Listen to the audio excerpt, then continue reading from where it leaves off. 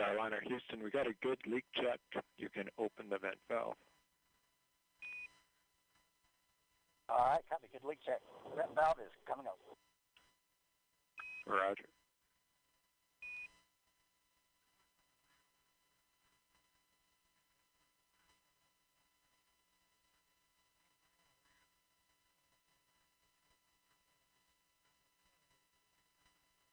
Kevin, vent valve open.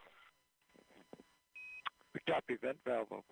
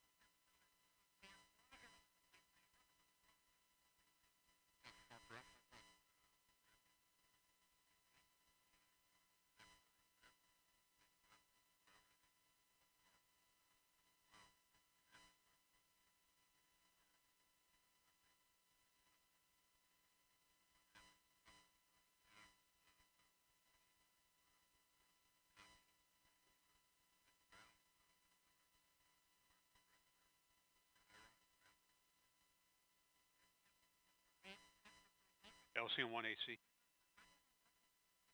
Standby AC.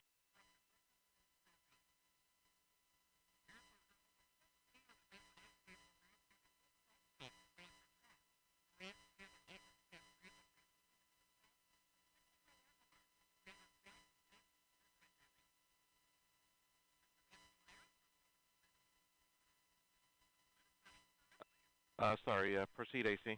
Yeah, we've got similar indication of CSIA thrust section temp getting close to its limits, similar to what we had before. We'd like to have a discussion on 6 about potentially safe. Roger, please convene the anomaly team and provide a recommendation. Wilco. LC lockstep. Go ahead. Requesting permission to perform Centaur LO2 transfer line reach. Roger, proceed. Blue team lead, LC on 1. Go ahead, sir. Roger, Centaur L2 is performing our rechill operation. Roger, I'll alert the team.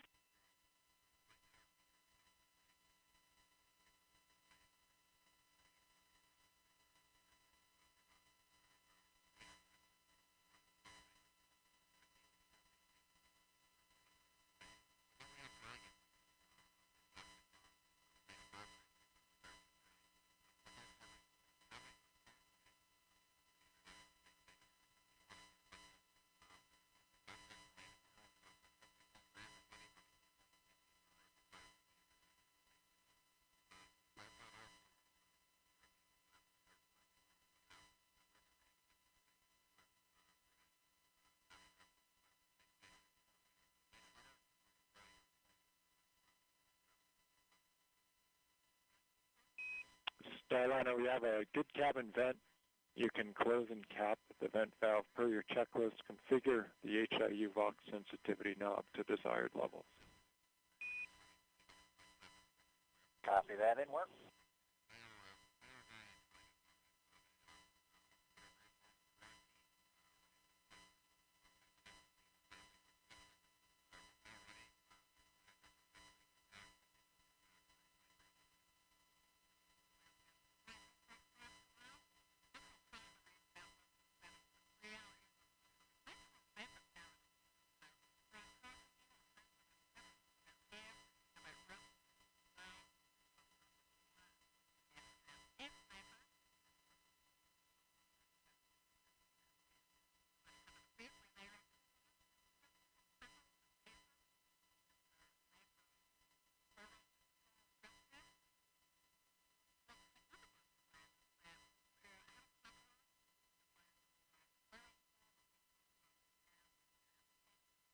Cabin vent valve closed and capped. Starliner, we copied. Cabin vent valve closed and capped. Good config. Talk to you again in a few minutes. Copy that.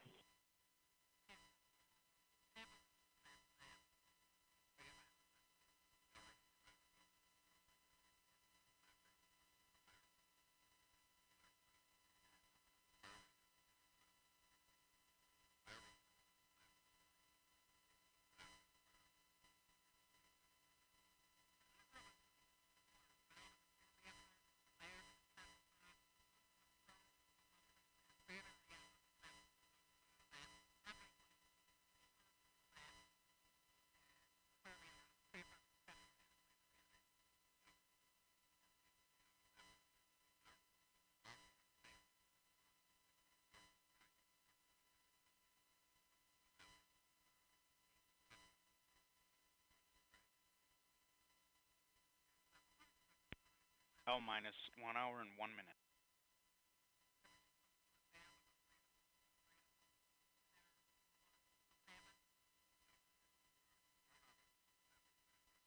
Go ahead.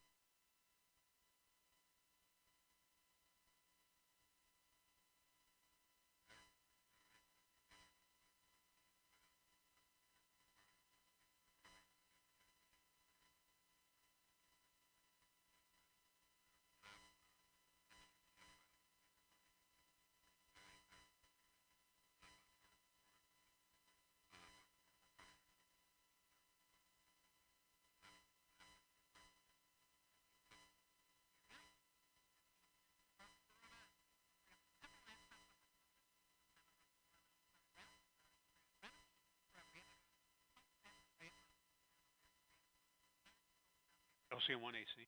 Go ahead. I'm ready to brief our recommendation for the CISA thrust section temp. Roger. LD, channel 1. LD01. Proceed, AC. Okay, as noted, the trend on this temp is very similar to what we saw the other day. All the other end-item components are well within band, so to avoid nuisance alarm at a bad time, we're going to recommend that line item 390 be disabled. Roger. Copy line item 390. Correct. LC concurs. LD? LD concurs. Roger. RLM? LC? RLM on 1. Roger. Please disable line item 390. Active.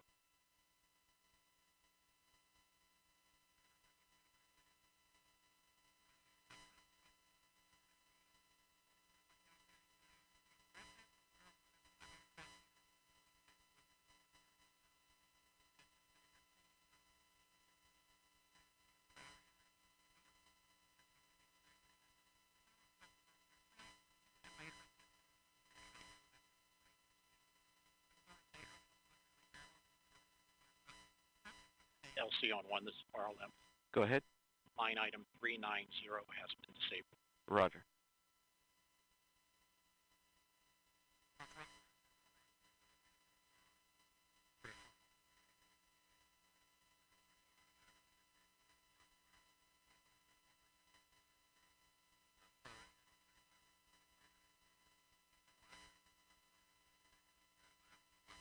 LC, this is FTS. Go ahead. Yes, Operation 55, Step 270, FTS open loop test is complete. Roger.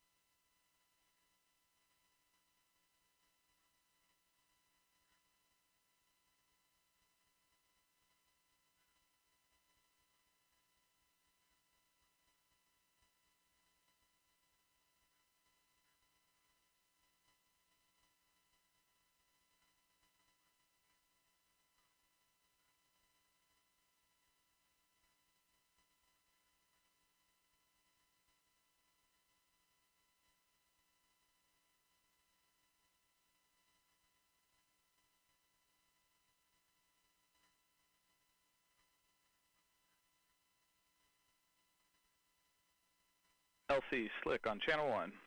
Go ahead, Slick. CST-100 pad operations are complete and ready to configure the white room for launch. Annulus purge was disconnected at 1354 Zulu. Roger. Blue team lead, LC. Go ahead. Perform toxic vapor and O2 checks when raising the environmental seal and configure white room for launch. Roger.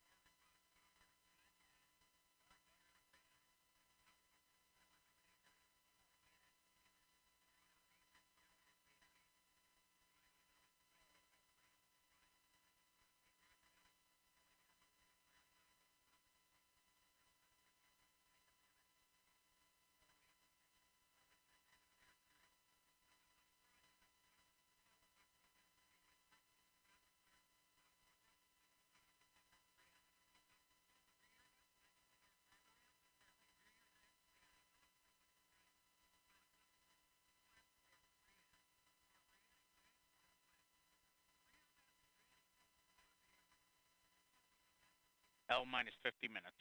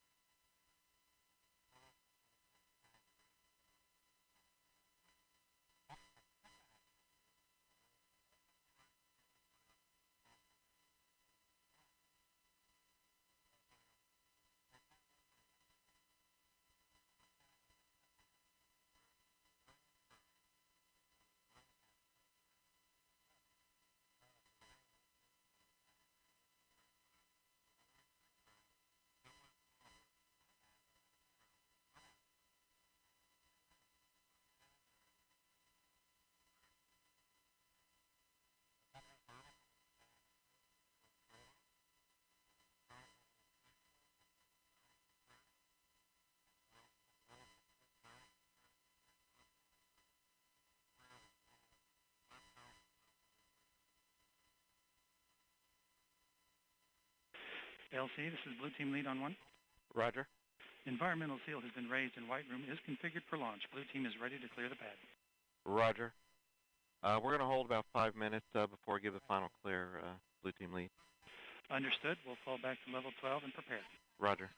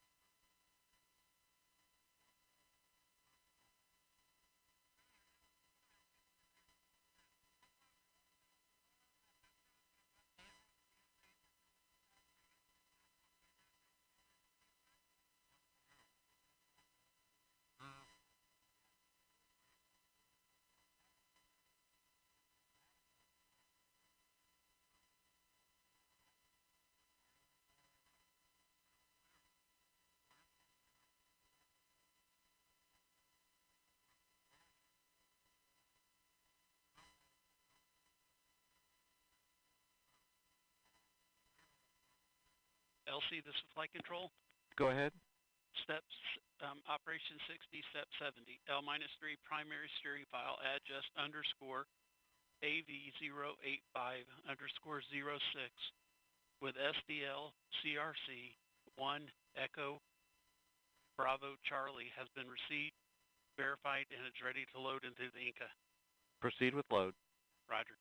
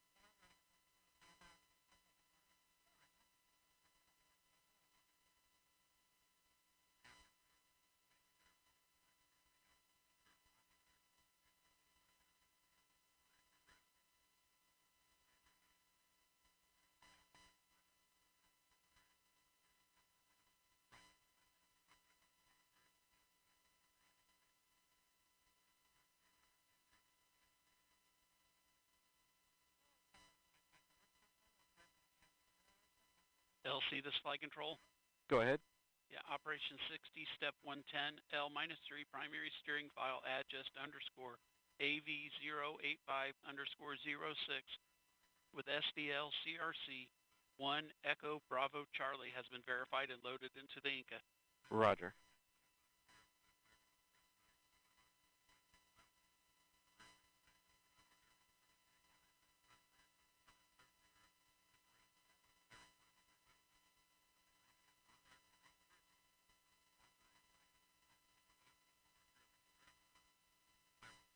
Blue team lead, LC. Go ahead. Clear the blue team to the FHA roadblock. Roger. OSM, LC. OSM. Clear the flight hazard area, turn area warning system lights for complex 41 to flashing red, and sound the area warning horn after the crew vehicles leave the area. Roger.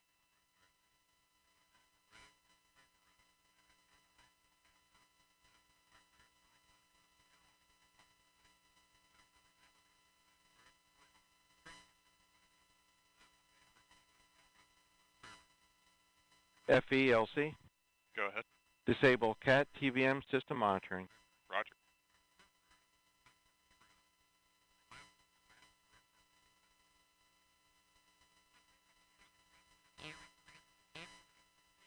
LCFE. Go FE. CAT TVM system disabled. Roger.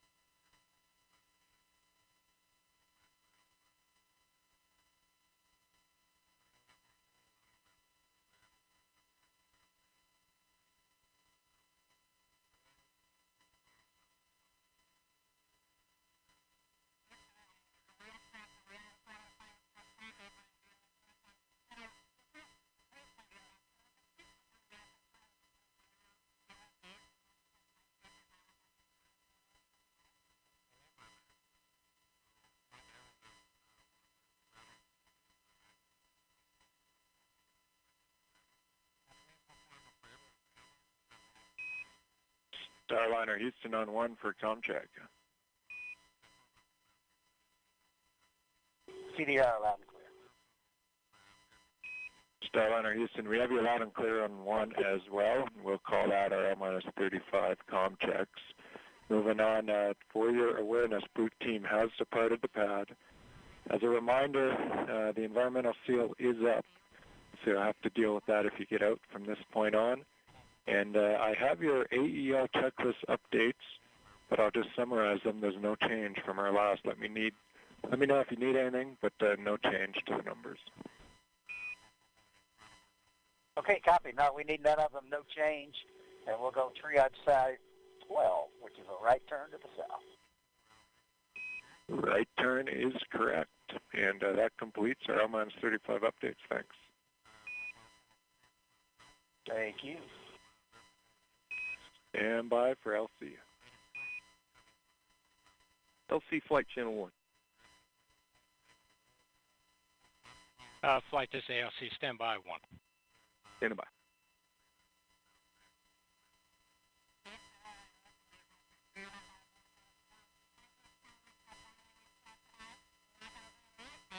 Go ahead, flight. This is LC on 1. Yeah, ready for comm check on CSD Underground 2? Roger. Here we go.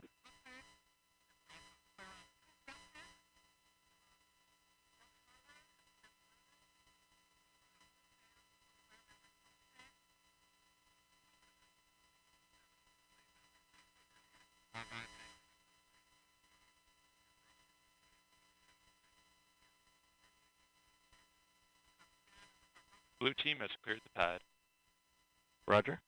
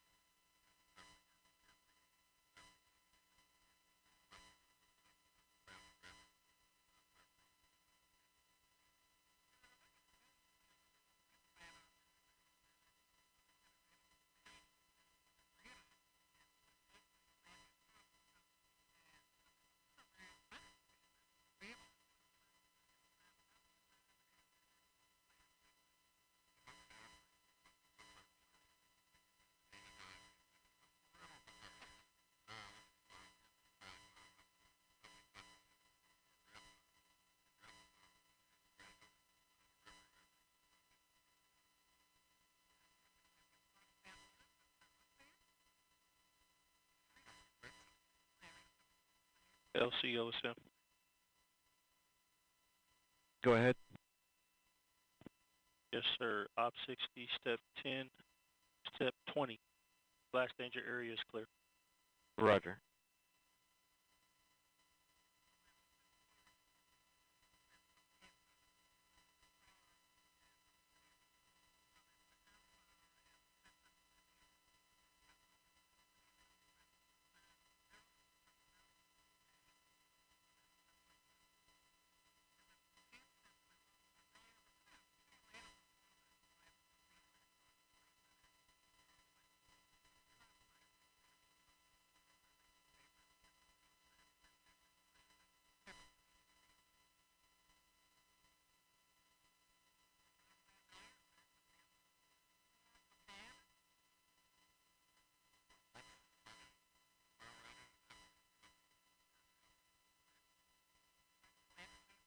LCOSM.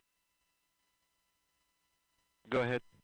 Yes, sir. I can also give you step 60. Flight hazard area has been cleared of all personnel accounted for. Roger.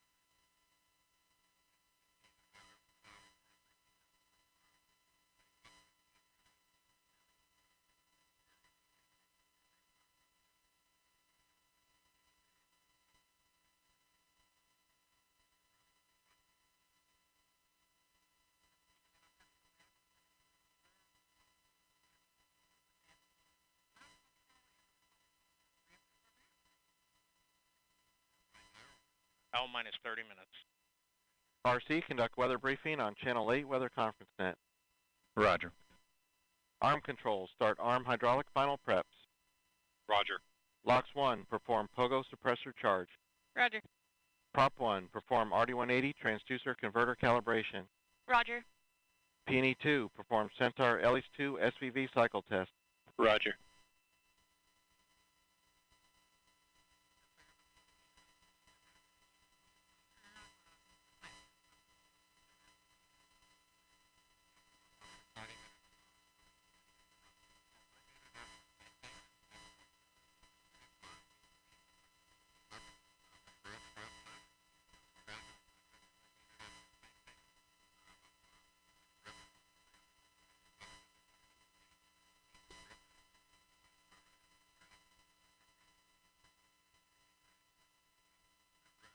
L minus 29 minutes.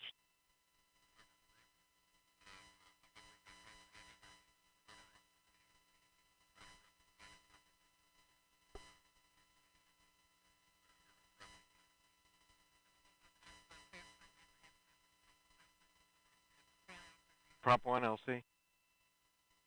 Prop 1, go. Are we complete? Yes, RD180 transducer converter calibration is complete and the engine FIV is open. Roger.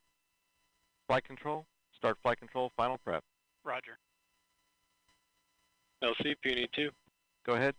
Centaur LH2 SVV cycle tests are complete. Roger.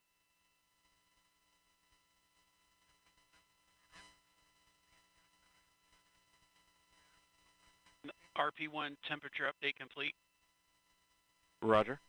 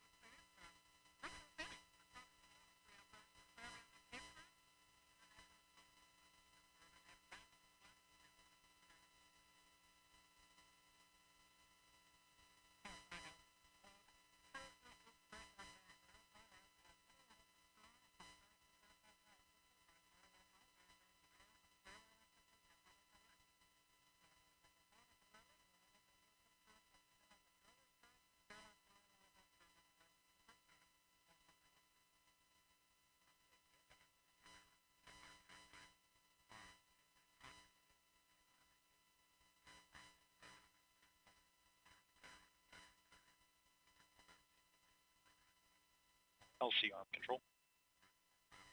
Go ahead. Arm hydraulic final preps are complete. Roger. L minus 27 minutes.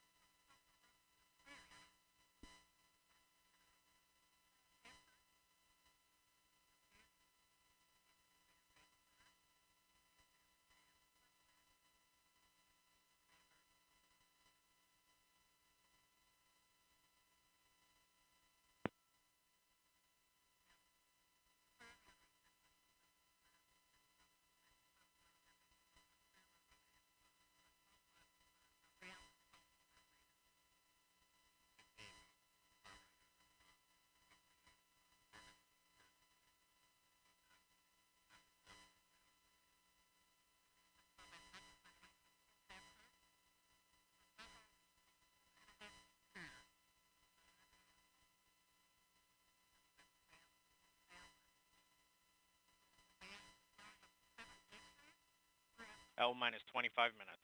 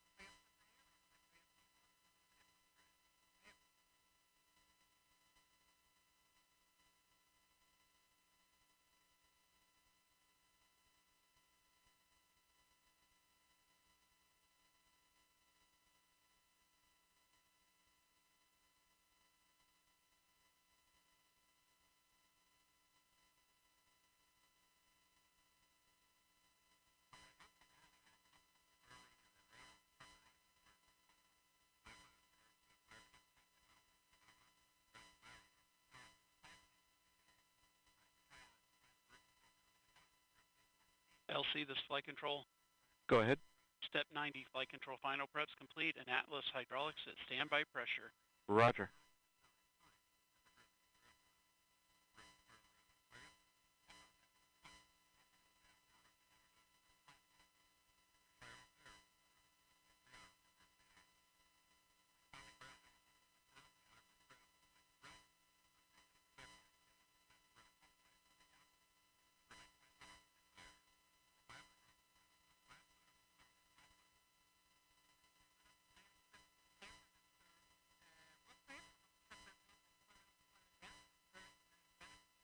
L minus 23 minutes. SYS, switch all secondary decoms to RF link and verify lock. Roger. Initiate orbital parameter calculations on primary CCLS. Roger.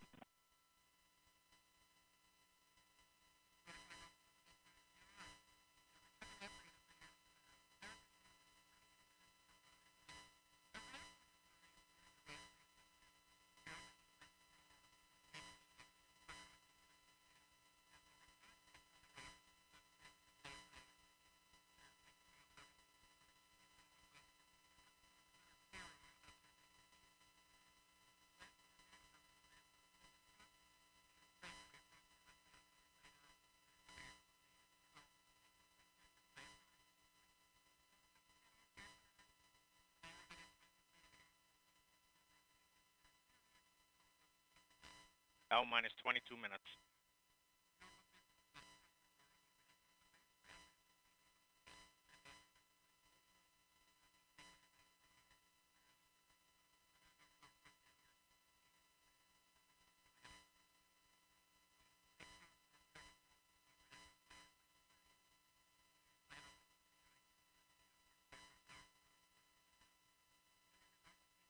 LC, Lexington. Go ahead. Pogo suppressor charge is complete. Roger. LCSYS. Go ahead. All secondary.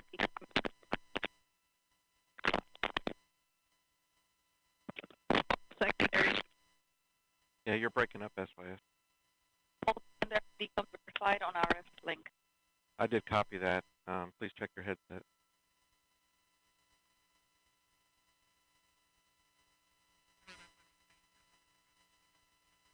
L minus 21 minutes.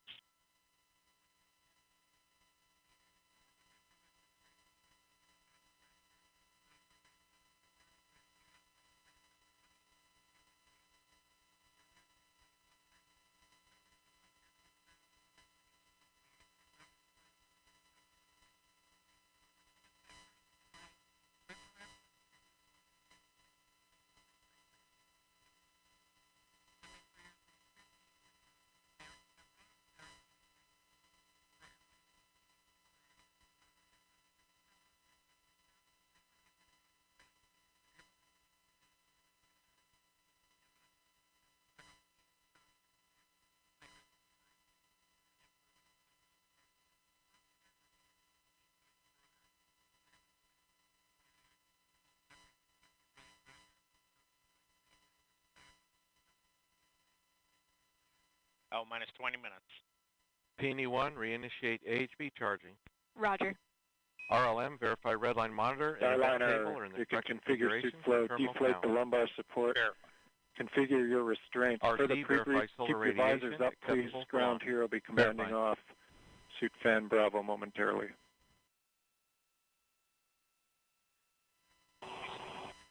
Starliner copies.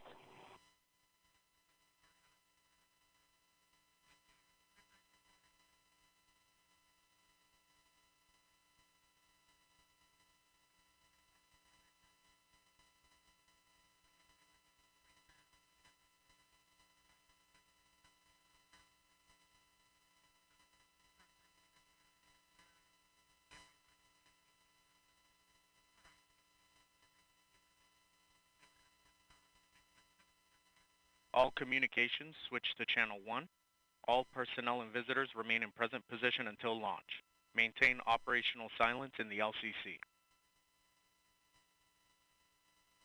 This is the LC with a terminal count briefing.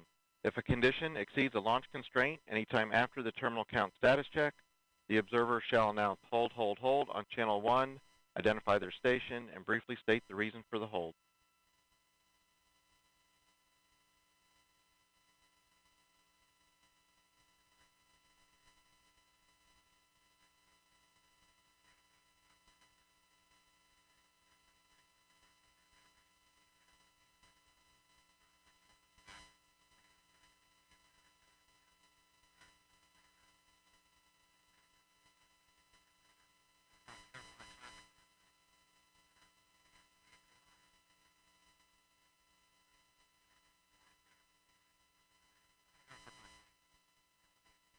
L minus 18 minutes.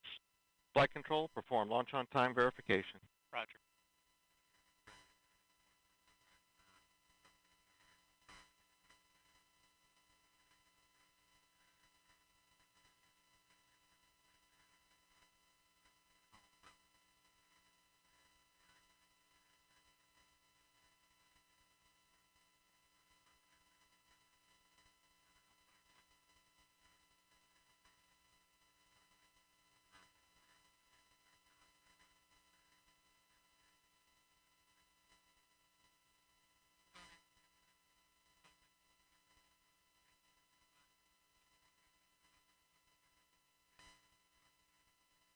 Launch on time verified.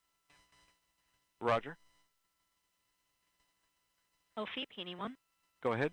AHB charging reestablished and at flight mass. Roger. L minus 17 minutes. OSM, place SRB ignition SNA switch in the enable position. SRB ignition enabled. Verify FCO, RCO, and OSM hold fire switches are in their proceed position. Ready to proceed.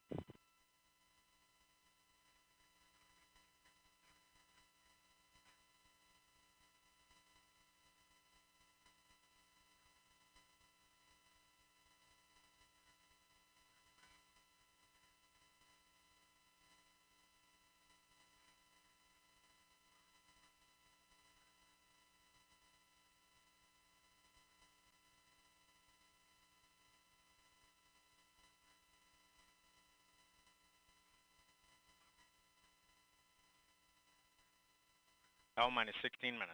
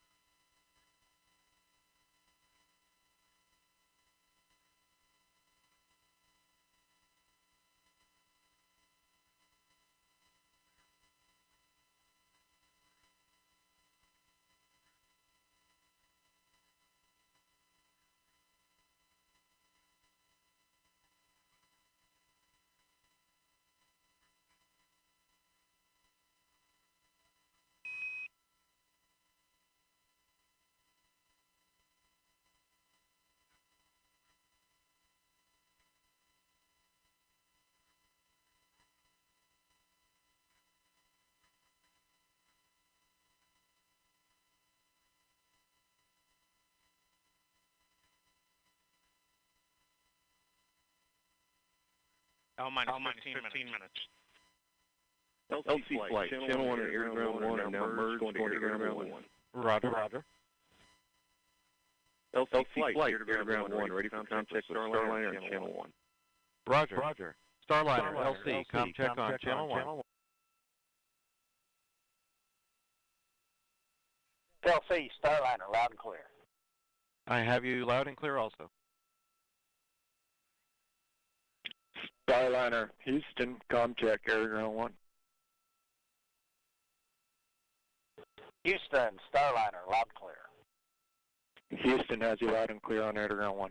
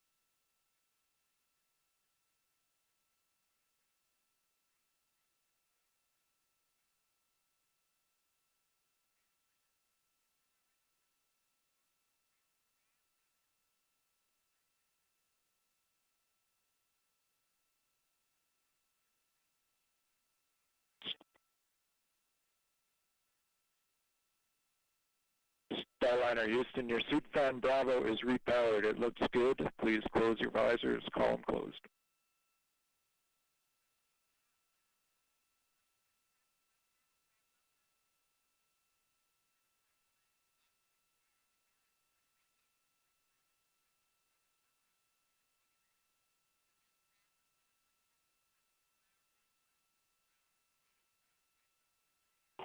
Houston, Starliner, visors closed. Houston copies, visors closed. L minus 12 minutes.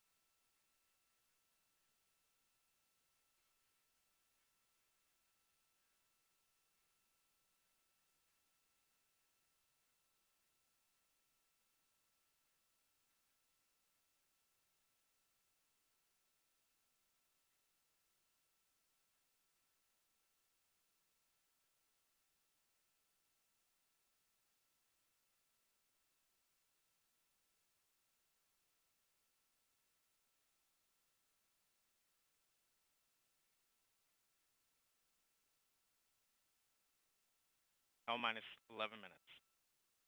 Arm controls, though the crew access arm for launch. Roger.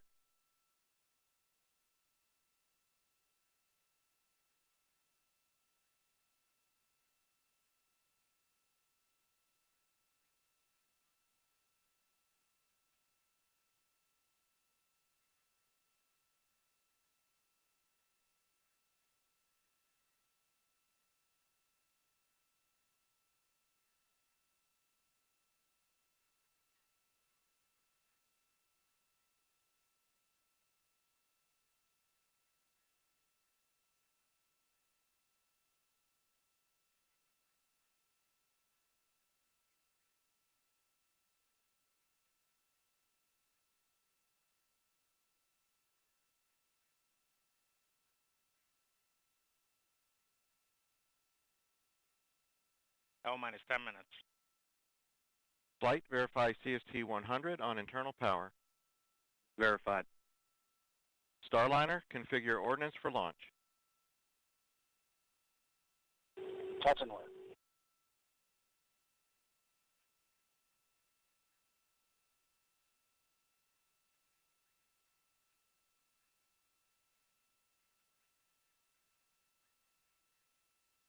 Ordnance configured.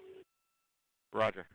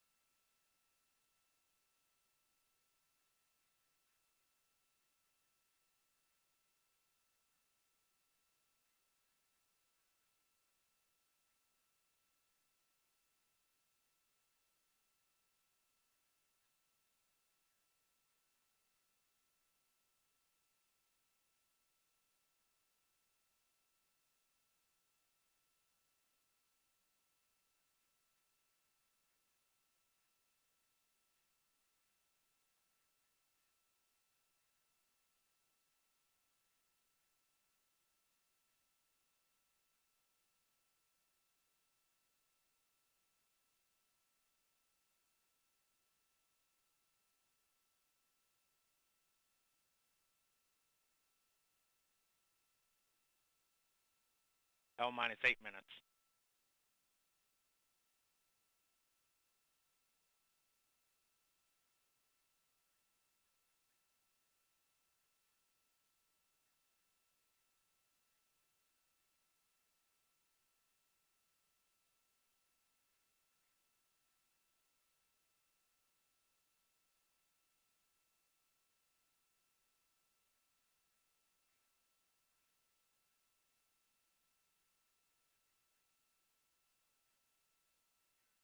LC arm control. Go ahead. Drew axis arms stowed for launch. Roger. LC switch to ready position. All steps are complete prior to status check.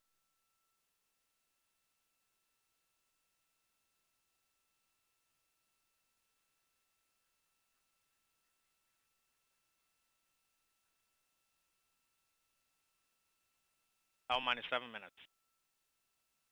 Status check to proceed with terminal count. Atlas systems, propulsion, Go. hydraulics, Go. pneumatics, Go. LO2, Go. water, Go. Centaur systems, propulsion, Go. pneumatics, Go. LO2, Go. LH2, Go. has gas, Go. electrical systems, airborne, Go. ground, Go. facility, Go. RFFTS, Go. flight control, Go. GCQ, Go. op support, Go. comm, Go. umbilicals, Go. arm control, Go.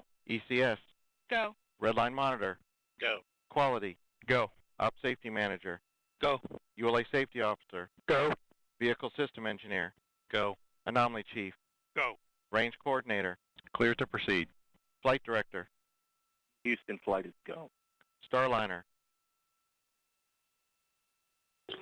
Starliner, go. launch director, You have permission to launch. proceeding with the count. ALC, verify T0 is set for 14:52:15 Zulu. Verified.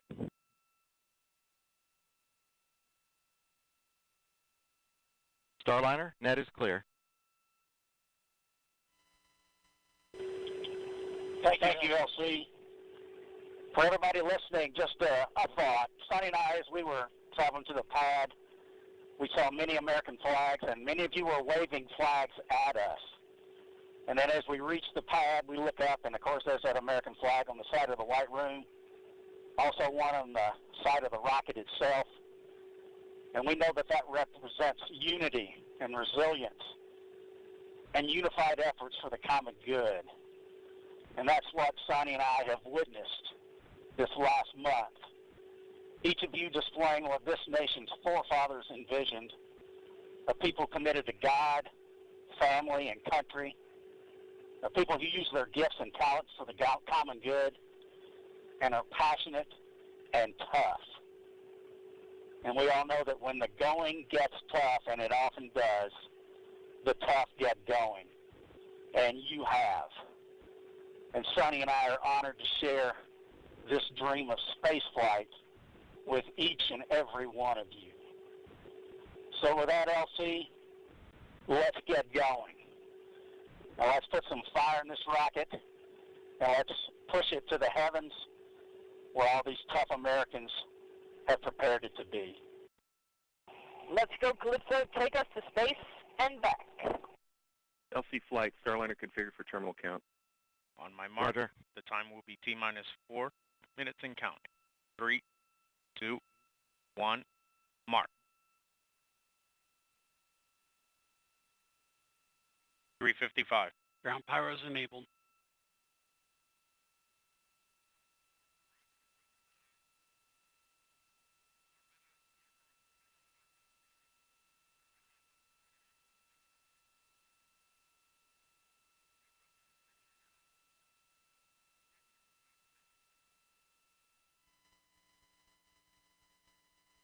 .330. Atlas hydraulics at flight crush.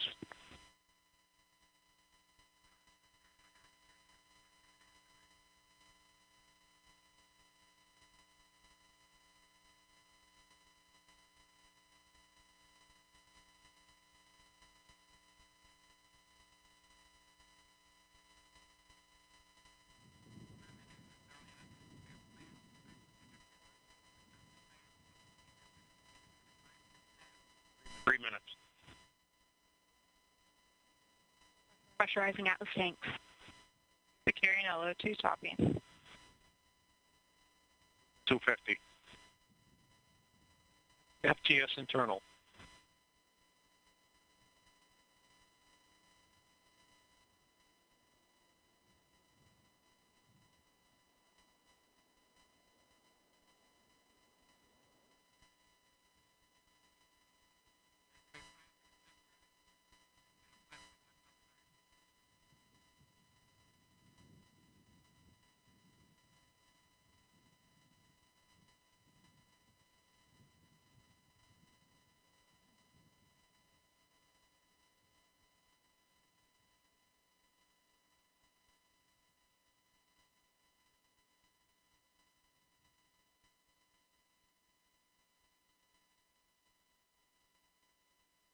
159.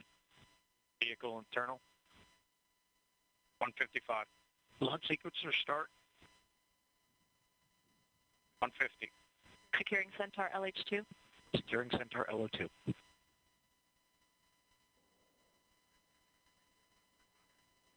140. Launch enabled. 137. FTS armed.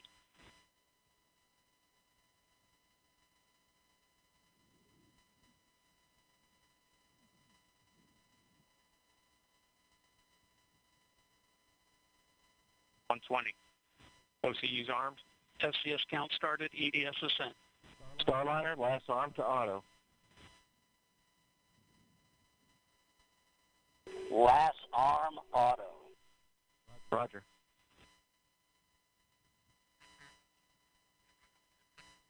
One minute. Rock report range status. Range green. 54. POP started.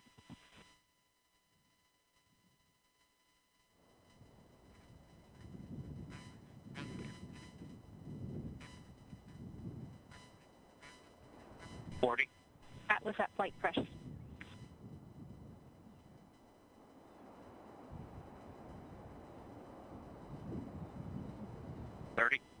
Centaur at flight press.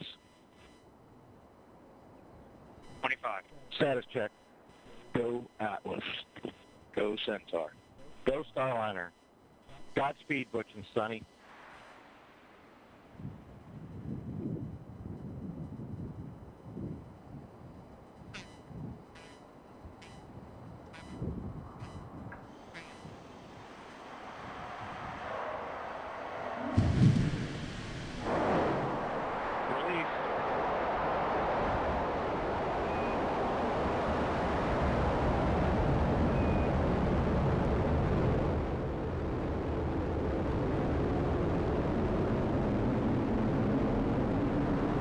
Houston, Starliner roll.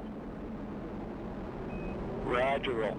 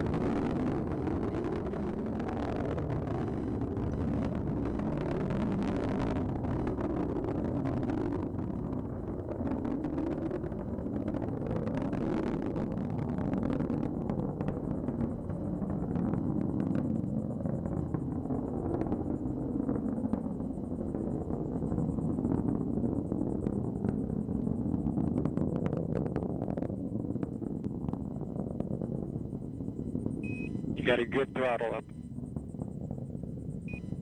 Good throttle.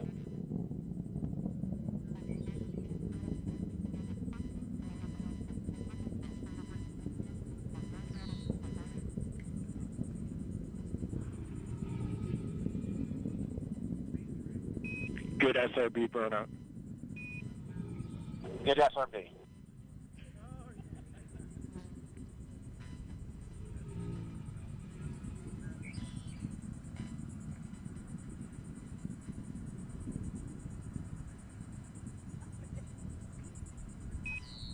Good handle. Good handle.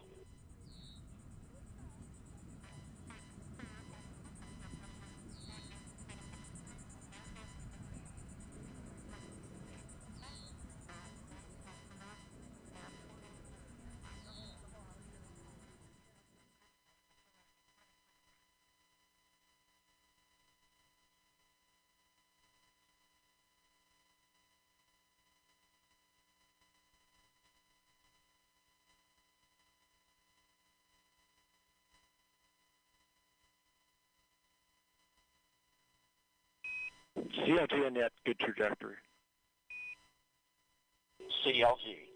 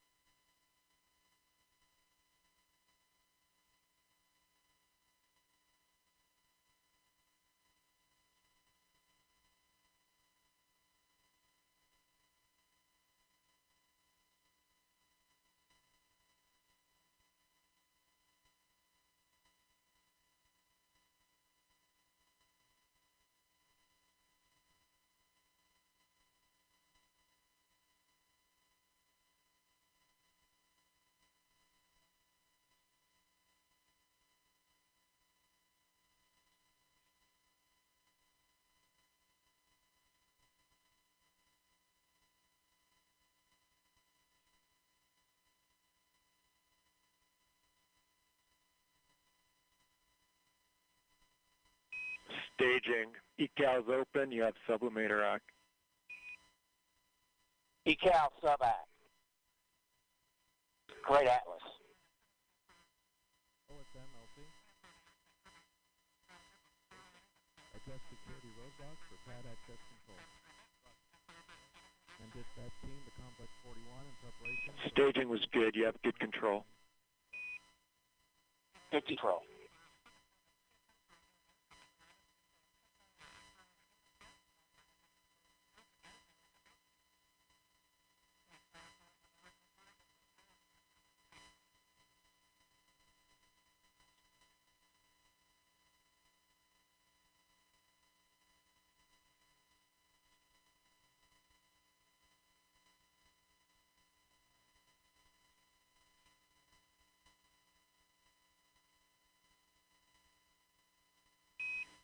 Starliner, you had good booster performance. You're up to plus 31. Plus 31.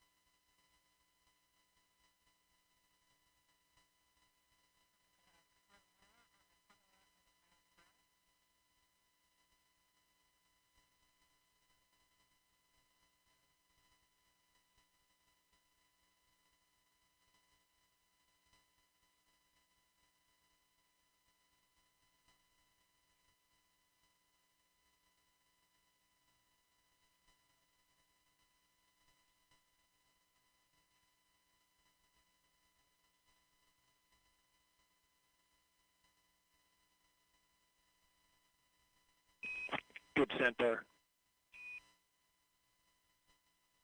Good Centaur.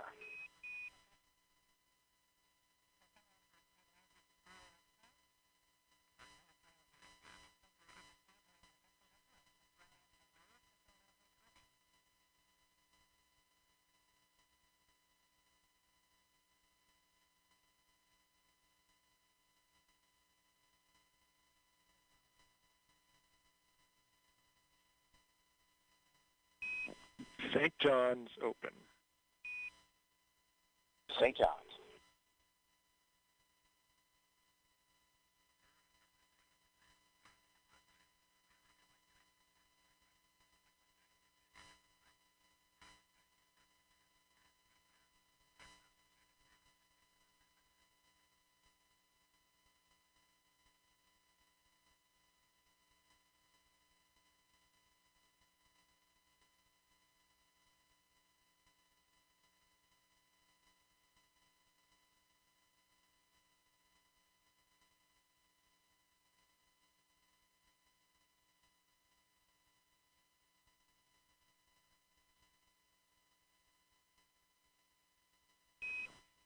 Starliner MECO converged 11:5 to 11:52.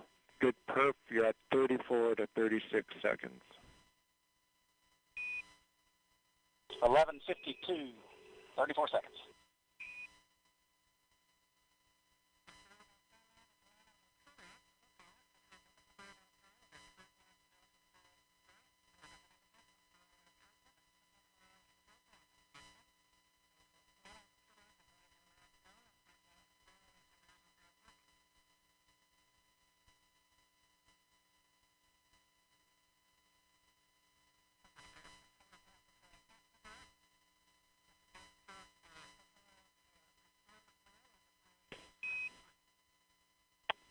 No action, Starliner, on the LCL. That's just the system coming up into controlling mode. Outstanding. No action.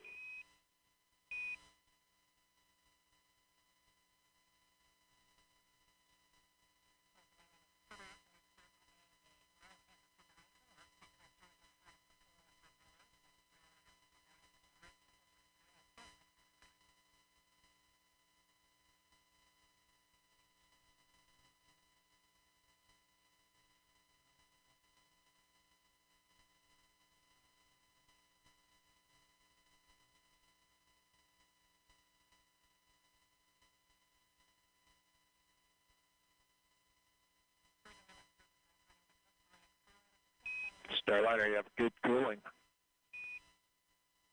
Good cooling.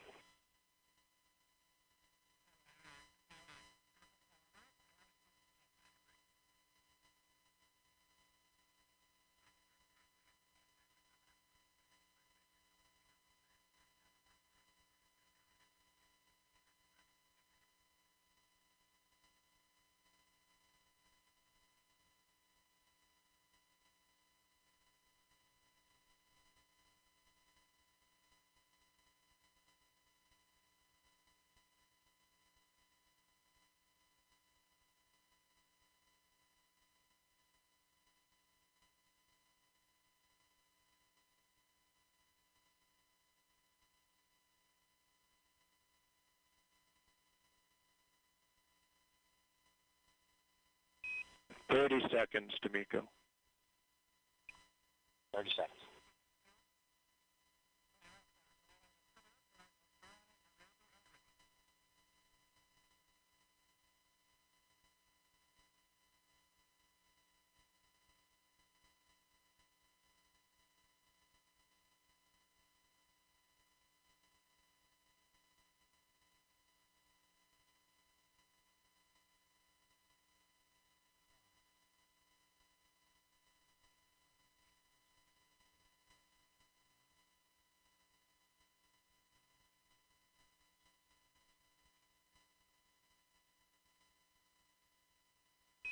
Nominal MECO, Starliner. Nominal MECO.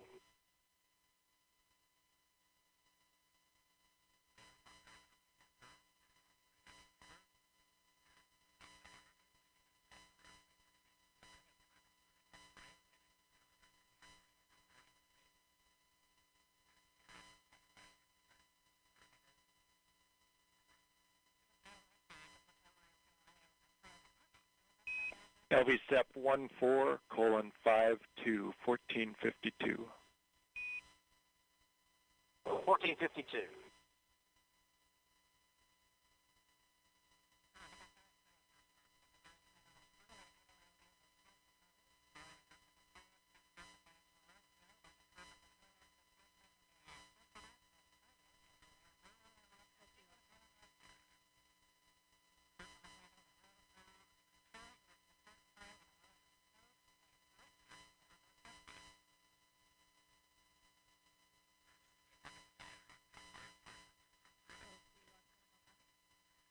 Go ahead. Roger. Bring it full for pad entry. Atlas LO2. Water system. Atlas propulsion. Atlas hydraulics. Atlas pneumatics. Centaur propulsion. Ready. Centaur pneumatics. Ready. Centaur LO2. Centaur LH2. Facility electrical. on control system. OSM, ready. Relay safety officer. OSM, place complex 41 warning lights to flashing amber. And dispatch team onto complex 41 for initial safety inspection. Roger.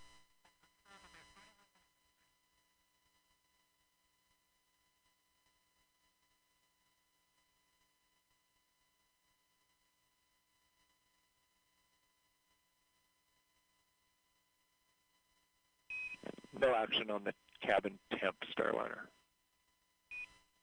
No action.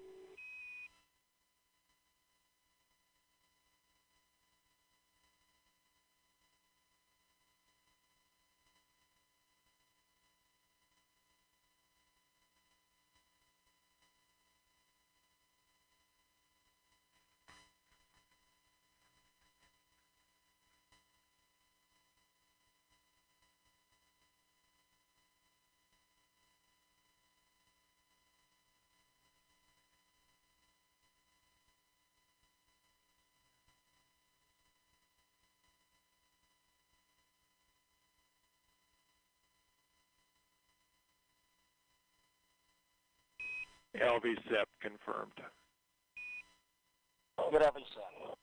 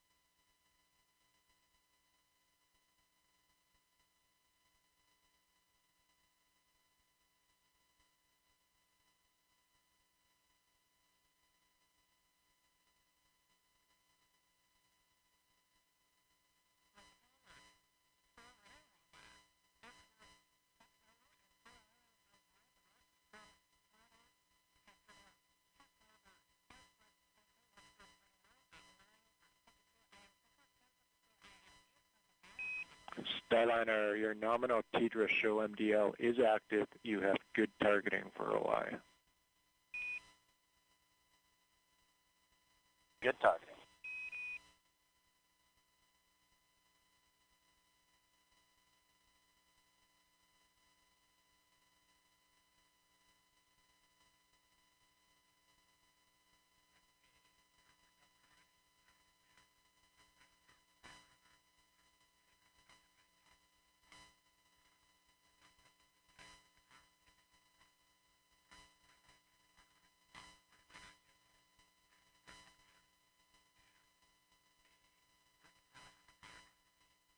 And Houston Starliner. Go ahead. Yeah, if you could relay a message to our brethren at ULA. We're all listening. Go ahead.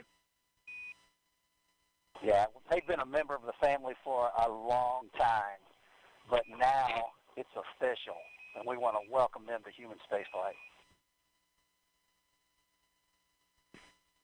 We all copy all and really appreciate the words.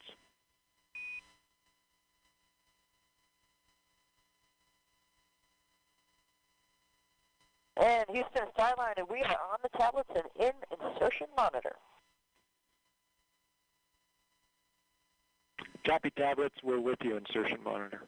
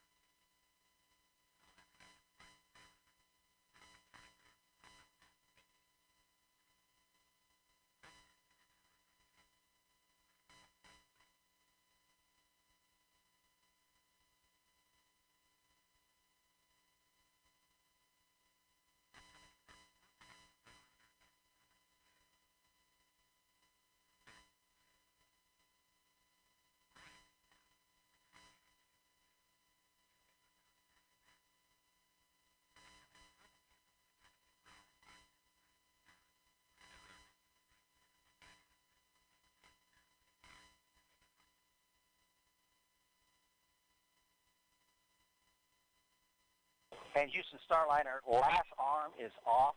Backup control switches, enable 1 on, enable 2 off. SM RCS is the mode.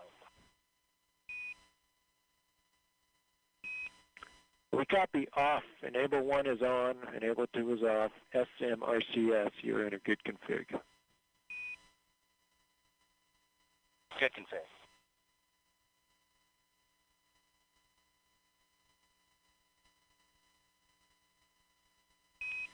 Your EXDV targets are on board and good. Good EXDV.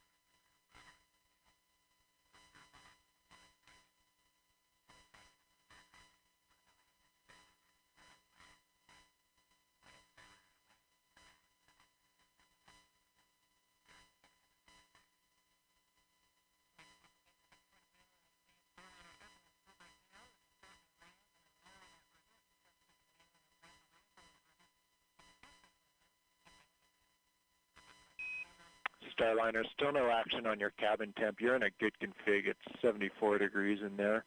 Yeah, that's just due to the T2 sensor sitting beside the light. So we're actually going to inhibit that particular sensor. We'll let you know when we bring it back online. Okay, great. Looks like we're on our way to thrust align.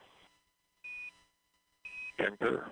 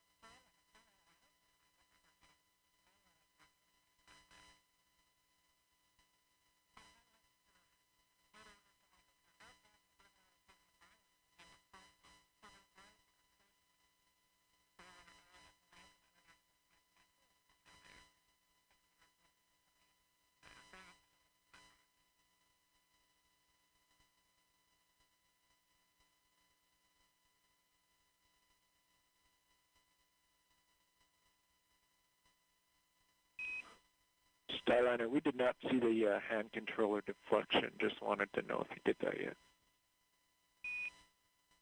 No, we'll get it now. All good.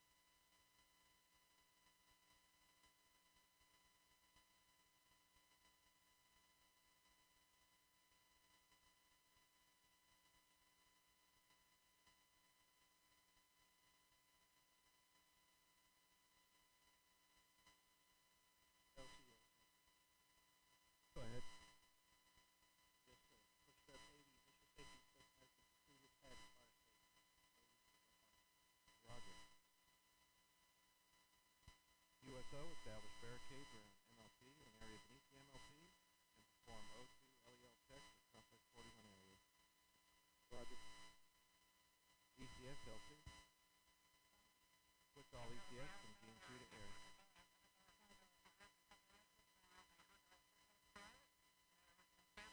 FELC. Coordinate with CLE and set LHC storage area and LNG farm UV detectors to automatic.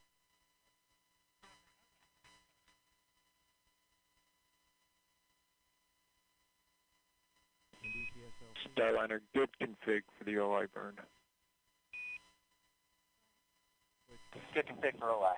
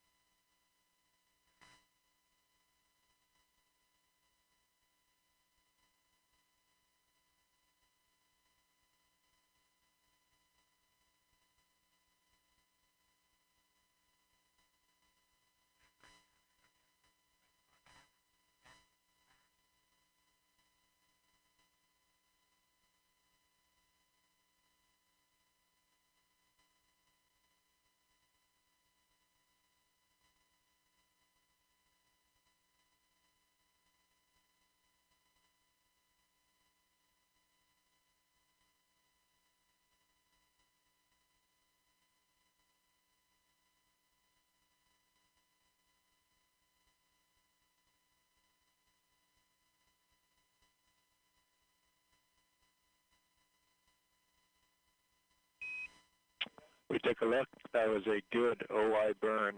You're maneuvering to NavCal 1. Good OI burn, going to NavCal 1.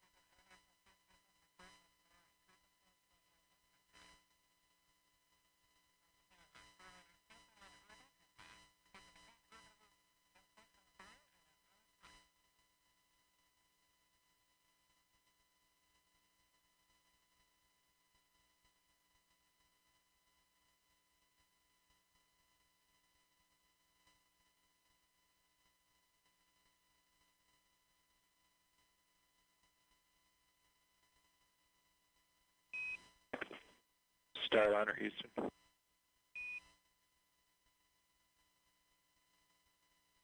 Go ahead, Starliner, Houston. Yeah, you do have good cooling. The sublimator is working. We are watching it, though, because the water usage is just a little more than we thought we were going to see. You probably noticed that. It's a reason for the advisory there. From the ground, we'd like to swap you over to the other leg. So we're going to close sublimator leg 1, wait for about 60 seconds, and then open up leg 2. You'll see us do that. No impact or action. Okay, we copy. We'll be watching. Thank you.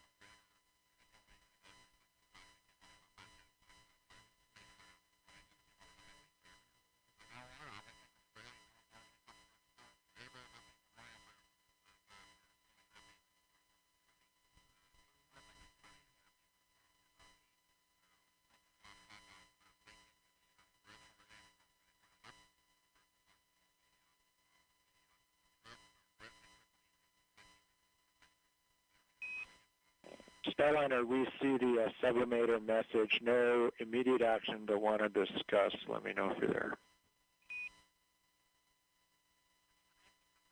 Yeah, no action. Standing by. Okay, so you're still on the sublimator with good cooling. The rate of usage is still a little bit more than we thought it was going to be. We plan to take this all the way down to 10% water remaining in your sublimator. 10%. When we get there, we're going to close leg 2 of the sublimator. If we lose you, if you go Nordo, we want you to take leg 2 to off. That's Eclipse ATCS tab stop 5 to OFF when the sublimator gets to 10%.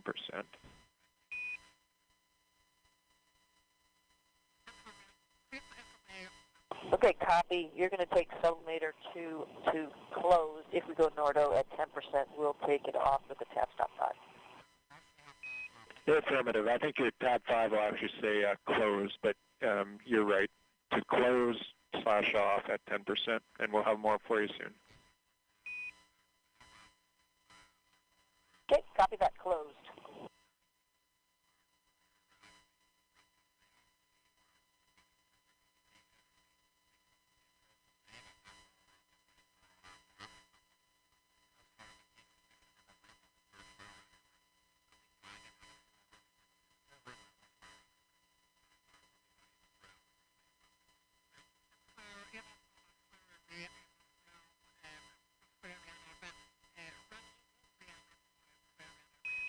Starliner, just what we're seeing, we're expecting to be on the radiators here in about 10 minutes. 10 minutes is what we're working with.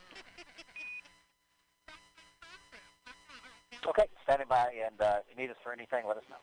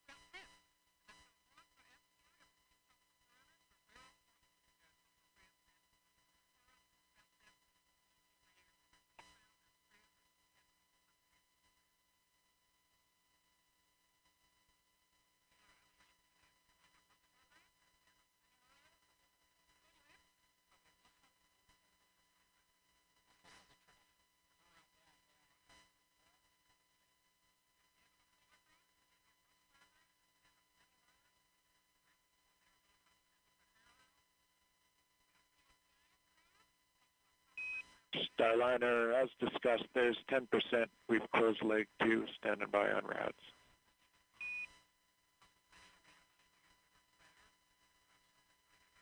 Okay, yep, we see leg 2 closed as well, and we're waiting on rads with you.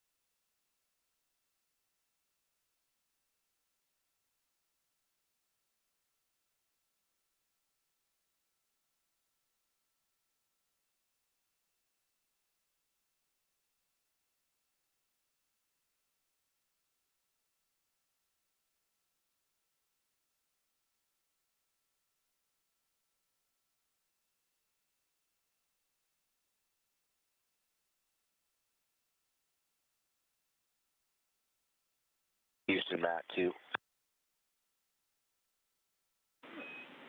Go ahead, sir.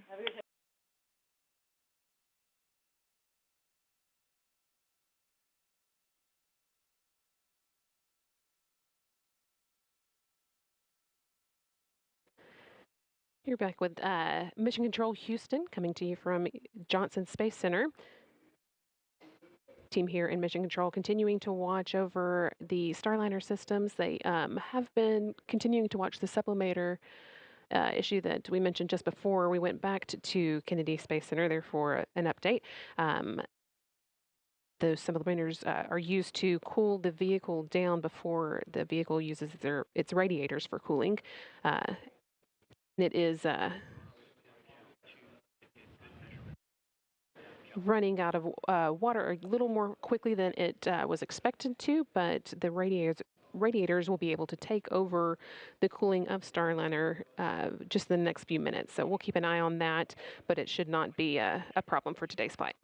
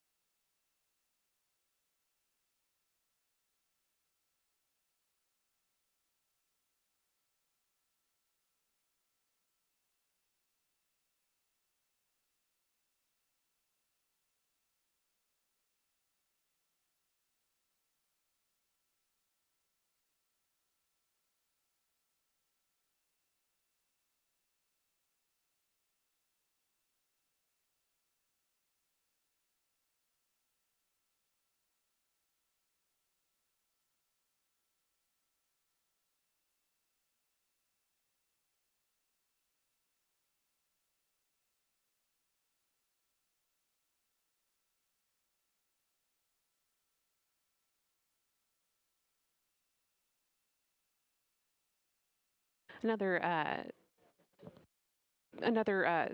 update that we got while we were getting those final words from Kennedy Space Center was that the team here on the ground is getting good data from the VESTA system. That is a key system on board Starliner. It stands for Vision-Based Electro-Optical Sensory Tracking Assembly, which is a long name because it's very important.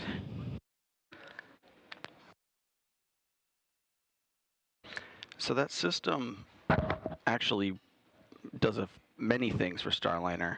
It's a combination star tracker. It's also the cameras that look at station and tell the Starliner flight control system exactly where it is and which direction it is pointed relative to space station. So the spacecraft autopilot itself will use that information during docking for automated dockings, and the crew can see those cameras while they're doing their manual docking should they need it. So you'll be hearing a lot about the Vestas over the next 24 hours as Starliner makes its way to the space station. That is a key part of the systems that we'll be checking out along the way and then using for the actual docking. Yes, and that system is made up of 6 cameras. It's got it's a dual redundant system, so there's 2 copies of each. There's 2 regular spectrum cameras that similar to what the human eye can see. One for a narrow field of view for looking longer distance, one for a wide field of view for shorter distances. There's also an infrared camera that can help Starliner see station while it's in the dark.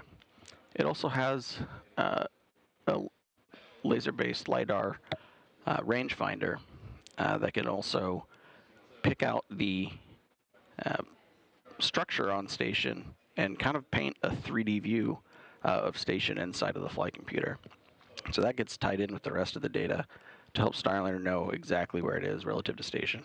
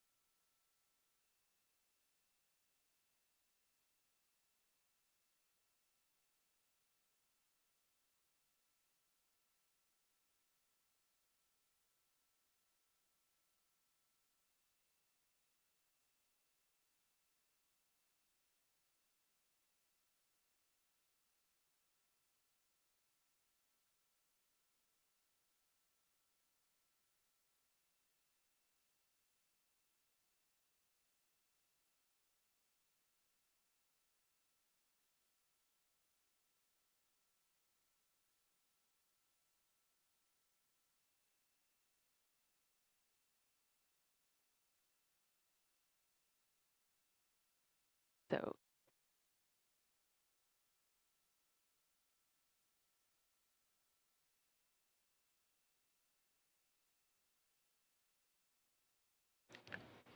Starliner's finishing up its third of 3 navigation calibration maneuvers. The next things coming up are enabling some of the good rad flow. I'm not sure if they made it, you noticed, but there was a few warnings pop up. Those were associated with the radiators coming online. We're still watching it, but good rad flow. No action. Yep, good rad flow. We did see him in no action. We figured that. Thanks. And those radiators, that was one of the items I was going to say is coming up soon. Starliner turns on the radiator system based on what the current temperature is, based a little bit on solar activity and the heating it got during ascent. So now that system's on, cooling Starliner, we are looking towards getting Starliner pointed in the direction for the next upcoming burn, which is the NC burn, or the phasing burn, where that C means catch-up.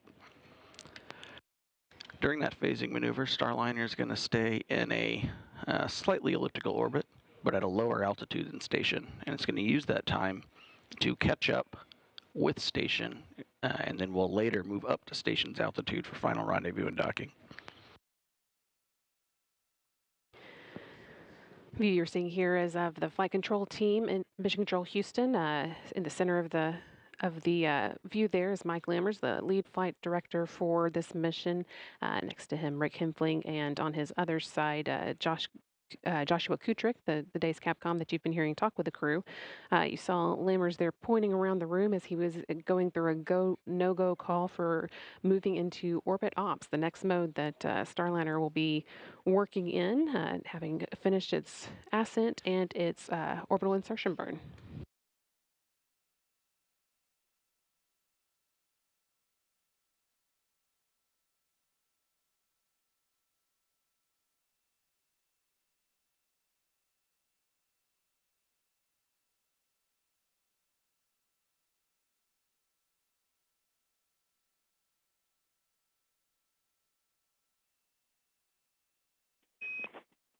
Starliner, you have good cooling and your go for orbit ops.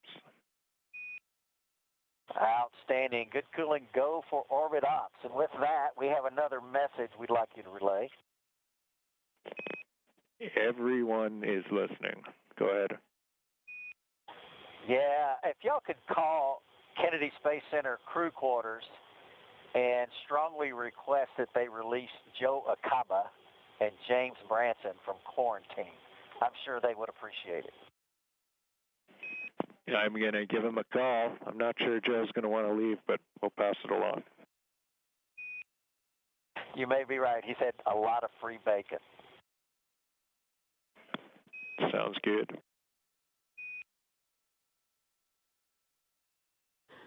You heard there that go for orbit ops that was communicated up to the crew that we were talking about just a moment ago. And also, of course, Butch Wilmore calling down that the chief astronaut, Joe Acaba, can be released from quarantine. Butch and Sonny went into quarantine April 22nd, so they had a bit of a longer than expected quarantine as they waited for today's launch, but they are safely in space. So now that those who have been in close contact with them and needed to preserve their own quarantine to make sure that no germs were sent up to the International Space Station can also end their quarantine.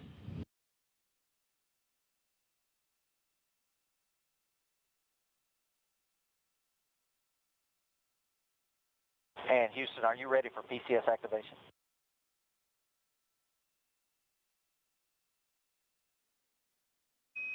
We're ready. Here go for PCS activation. Here we go.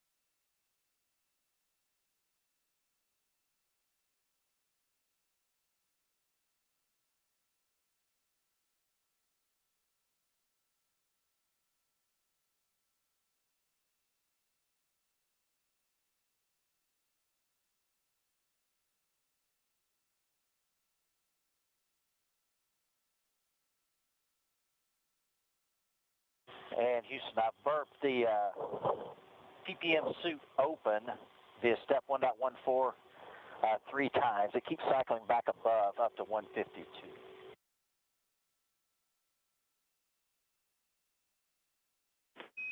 Okay, we copy all, and the word is that you can just hold there and move on. It's a good value.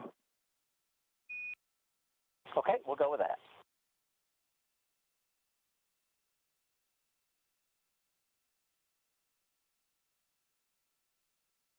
All right, we'll call the PCS System Act complete for my steps.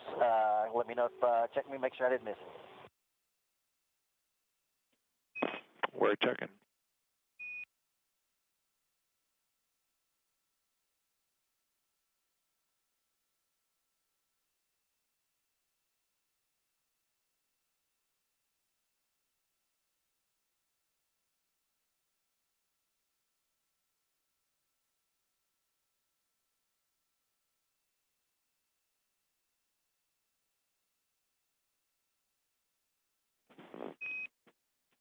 Starliner, your PCS activation looks good. Outstanding.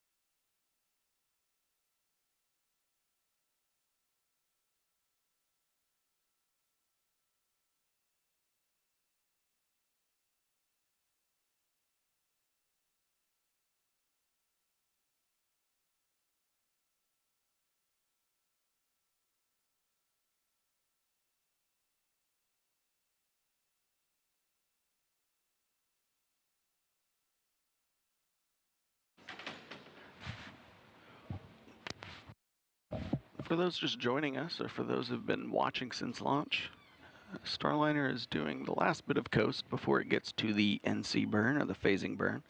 We've got about a little over 9 minutes till we get to that burn.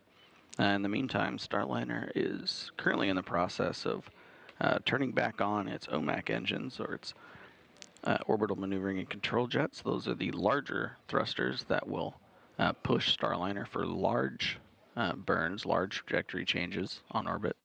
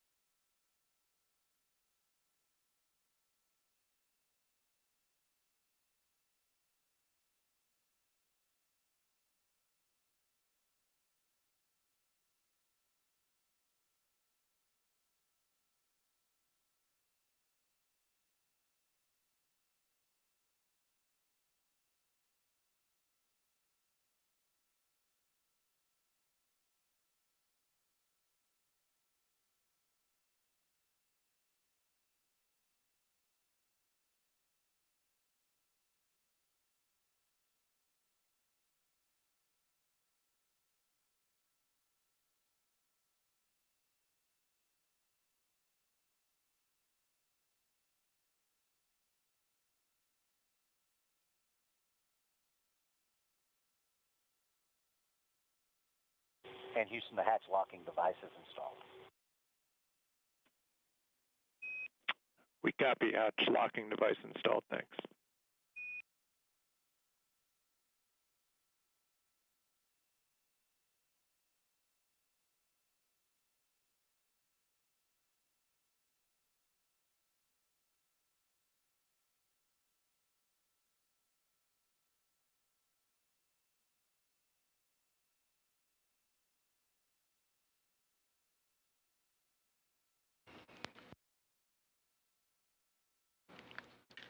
And Starliner is finishing its pointing maneuver to get into the NC thrust line orientation.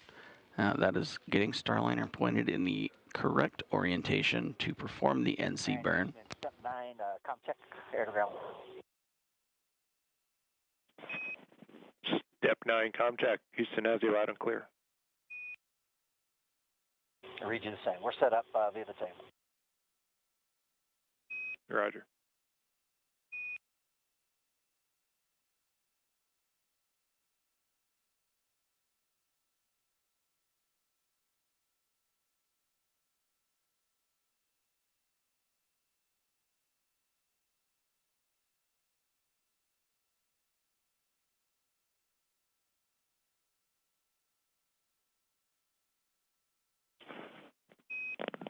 Starliner, good config for the NC burn.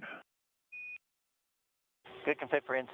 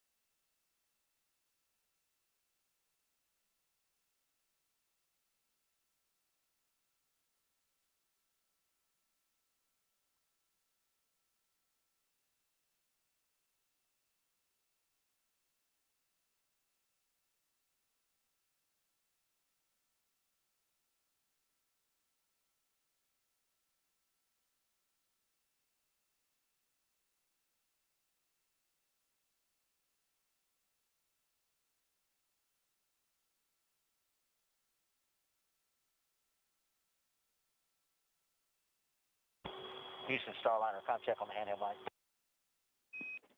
Houston has you loud and clear, handheld mic.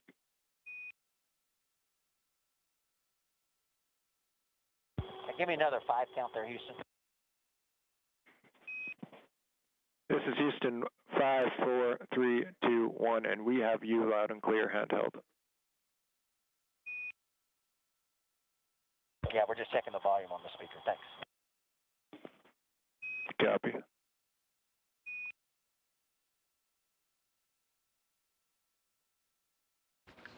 And you just heard some back and forth there between Mission Control and Butch Wilmore.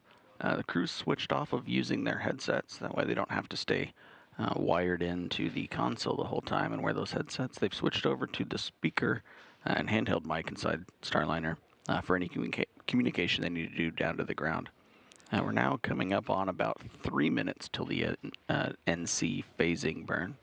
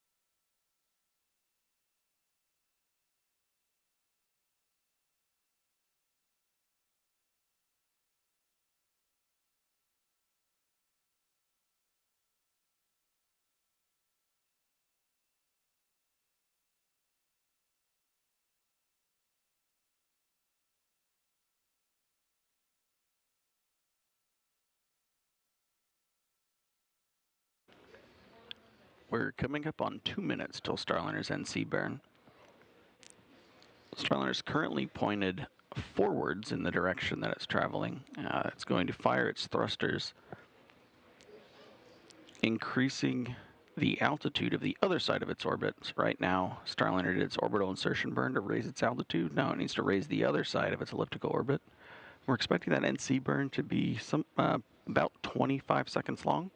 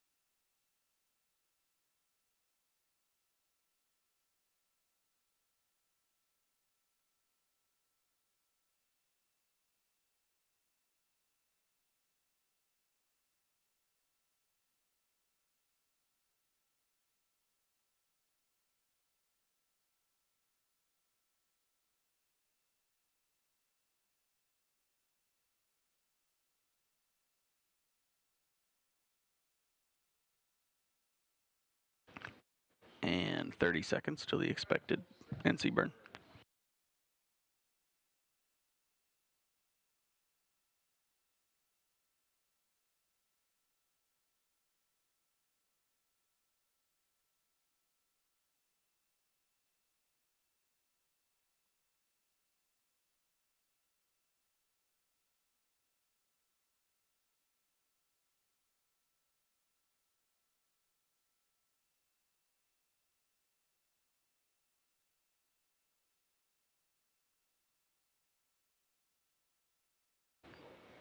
And NC burn is starting for good OMAC burn, engine burns.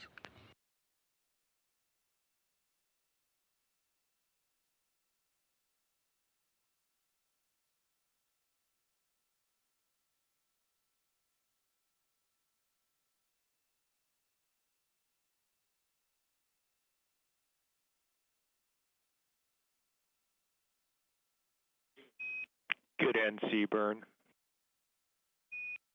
Good NC.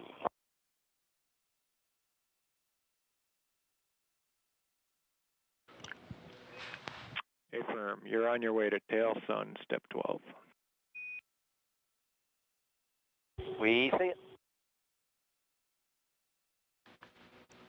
And that call up from Capcom Joshua Kutrick to the crew. And Butch responding, he sees the same data. Starliner had a successful NC burn. Starliner's orbit is now a slightly elliptical orbit, varying between 324.7 kilometers and 323.6 kilometers.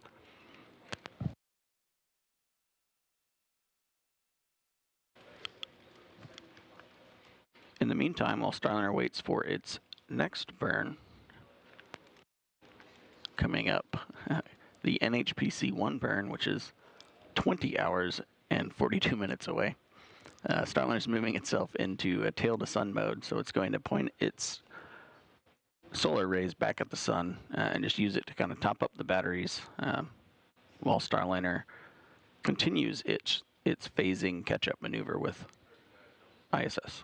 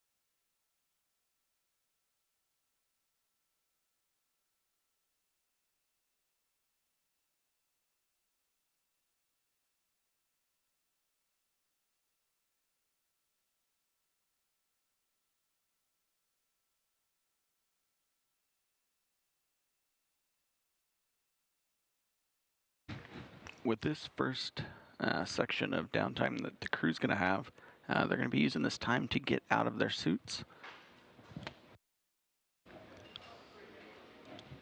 Should take a few minutes per crew member, but in the meantime, Starliner is also starting to open up its NDS NASA docking system entry cover.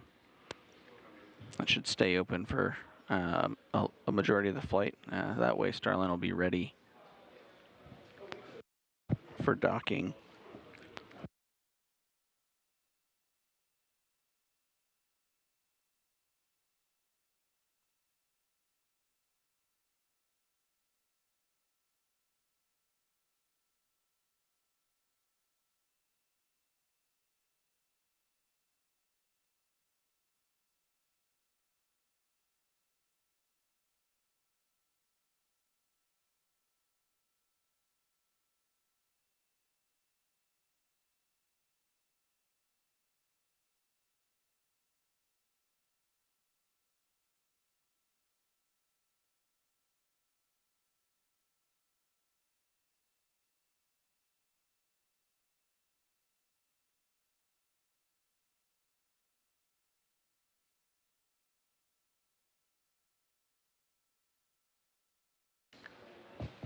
And flight control is here in Houston.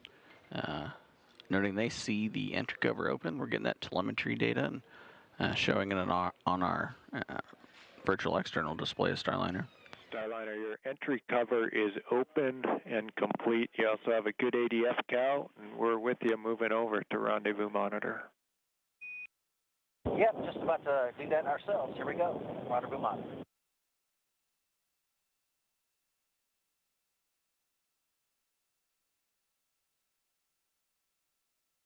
And crew acknowledging, they also see NDS cover open.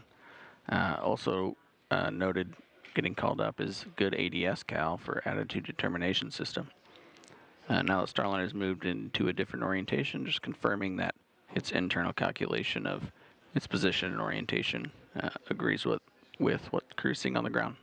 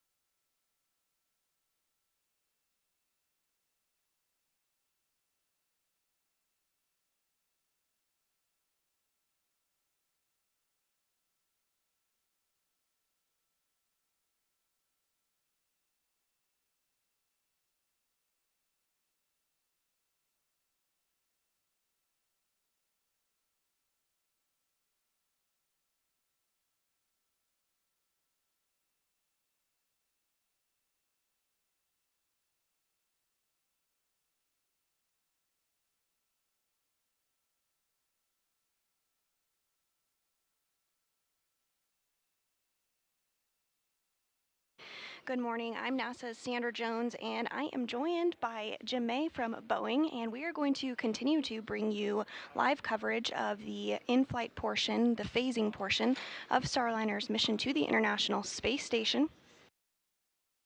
If you're just joining us, Wilmore and Williams launched at 9:52 a.m. Central Time this morning today from Space Launch Complex 41 at Cape Canaveral Space Force Station in Florida.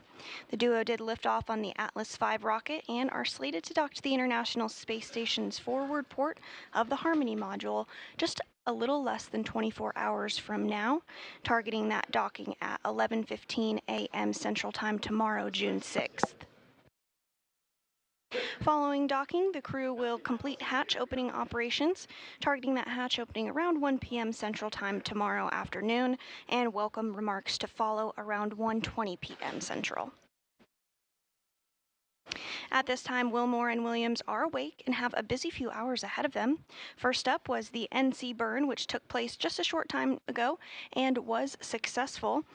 This burn helps get Starliner in the proper trajectory in preparation for tomorrow's docking. Next up, the crew will begin to prepare for their first PAO, or Public Affairs Office Mustang event. This is the first opportunity for the crew to provide remarks on the mission thus far and their flight into orbit. Following this, the CFT crew will also conduct some far-field piloting checkouts and provide feedback to the teams on the ground on those checkouts. We will discuss these piloting checkouts a bit more here shortly as we approach them. Following this, the crew will complete data collection on VESTA, or the Vision-Based Electro-Optical Sensor Tracking Assembly. This is essentially a vision-based system which helps with tracking and docking, of course, for Starliner. The crew will also complete other tasks and checkouts, do a little cleanup, all before completing a medical conference and getting some rest. So as you can see, quite a busy few hours ahead for the crew.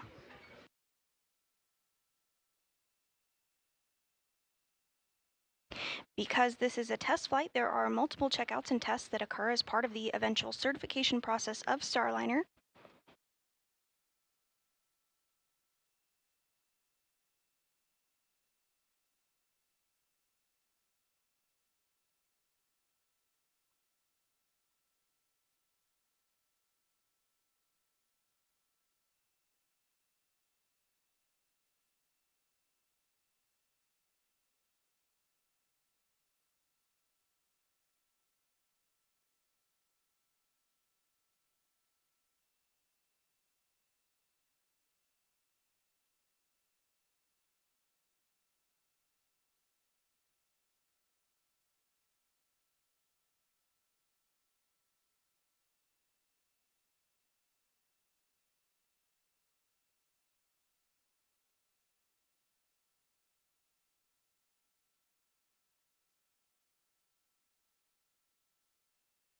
And coming up here in just a few minutes at 11:30 a.m. Central Time, we will have the opportunity to hear from managers at both NASA and Boeing and United Launch Alliance about today's successful launch of Butch and Sunny.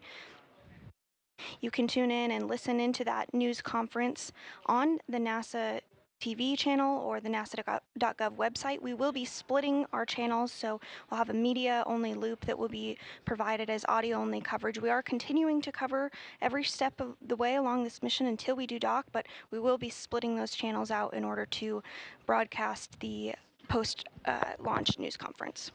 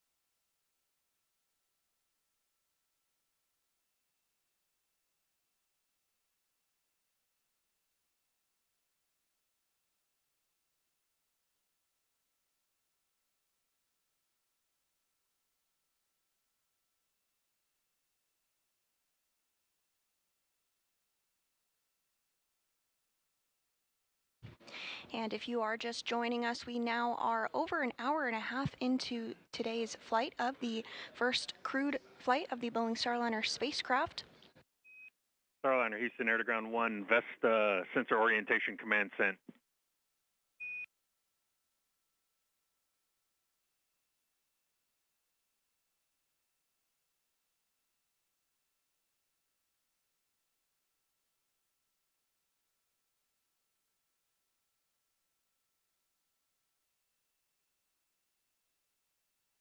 You did hear that call up to the crew regarding the Vesta, or the Vision-Based Electro-Optical Sensor Tracking Assembly. This is that vision-based system, really important for docking and tracking of Starliner.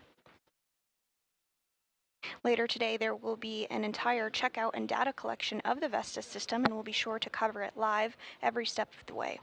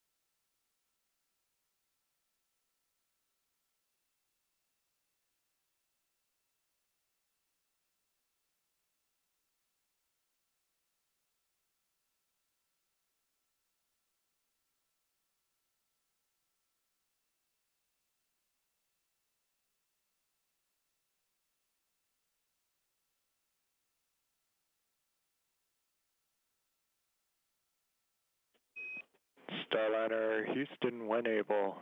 Not urgent, just a couple things.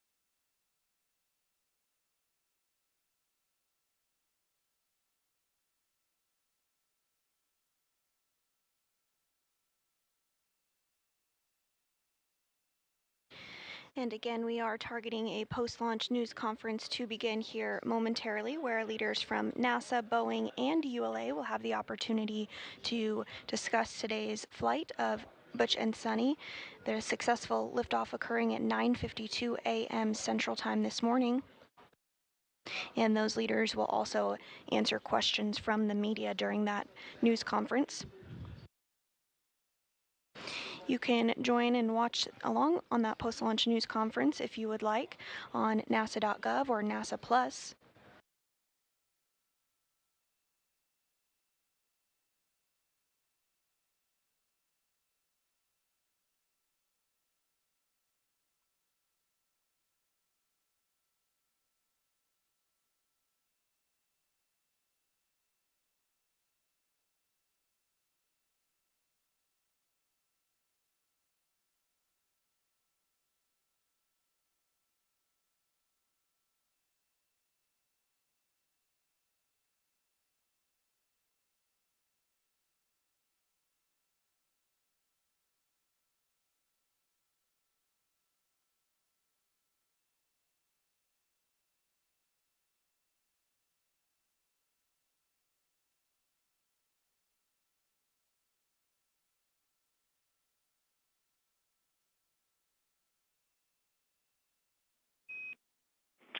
Starliner, no action on cabin fan DP. It's a deucer, and we're working on clearing the message for you.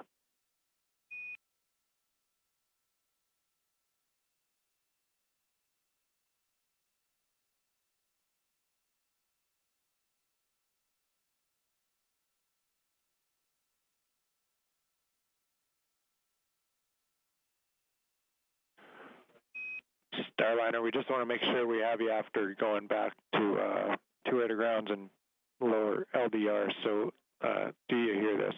Houston on 1.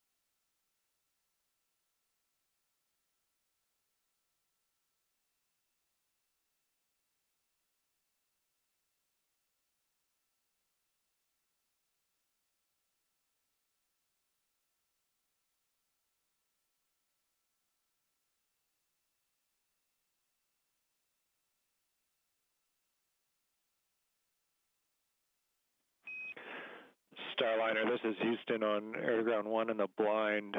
And we think that our audio is getting on board and that you hear this, but we have not heard from you. So if you're here in Houston, feel free to just deflect the RHC. Deflection on the RHC, we'll see that if you're hearing us.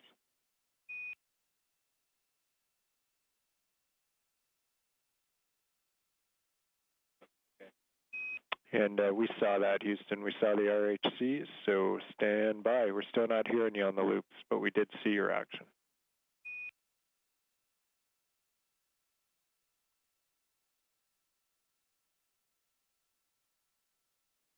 And the teams here in Starliner, Houston, one thing we're hearing here is to check the handheld mic connector, make sure it's fully plugged in still and hasn't dislodged.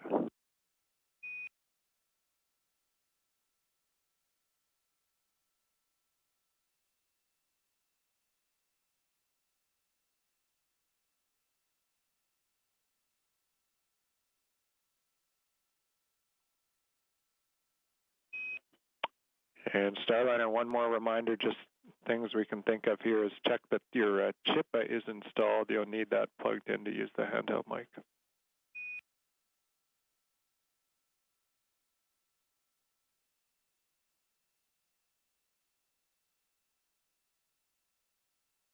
And you are hearing... All right, Houston, we've cycled all the buttons. Chippa is installed. How do you read air to ground 1? Starliner, we have you loud and clear now, air to ground 1. Okay, great. Fantastic. We are with you in rendezvous monitor. Okay, copy. Just getting caught up. Vector sensor orientation command has been sent, and then I have one action for you for the humidity system if you're ready. We are ready. All right, we saw your activation. We would like to cover the desiccant under seat 1, and so whenever it's convenient, we want you to go to the provisions bag on the cargo adapter, get the desiccant cover out, and you can use that to cover the desiccant under seat number 1. I'll copy. Okay, Sonny will grab that, and we'll cover the desiccant under seat 1. Good words.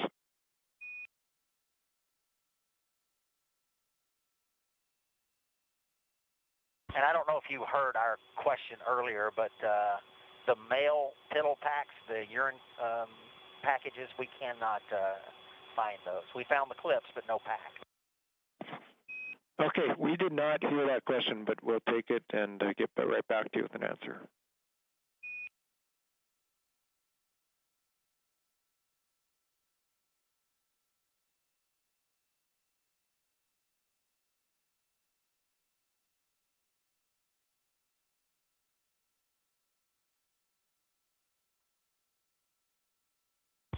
And one more time, the location of that desiccant cover, Houston.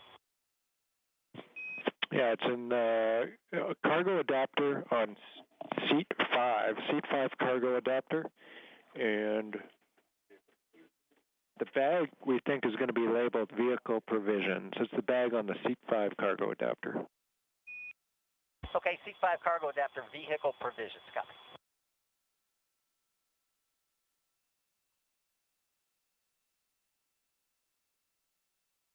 And you did hear some calls from here on the ground up to the crew of Starliner.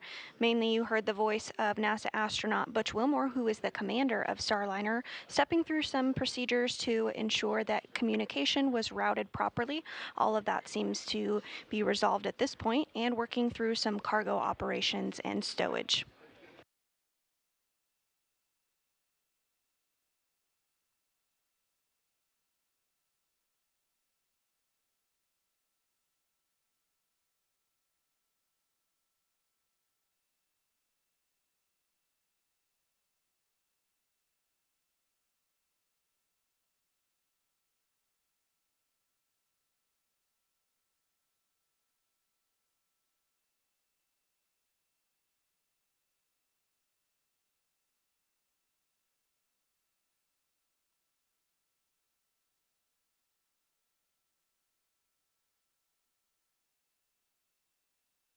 Okay, Houston, I put the cover on the underneath seat 1. For underneath seat 5, do you need something done there as well?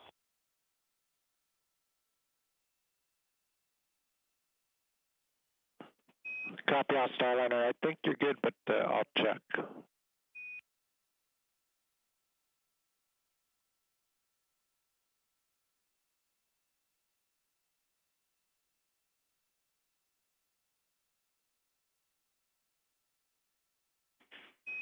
Sonny, we double checked and you're in a good config. No action needed under seat 5.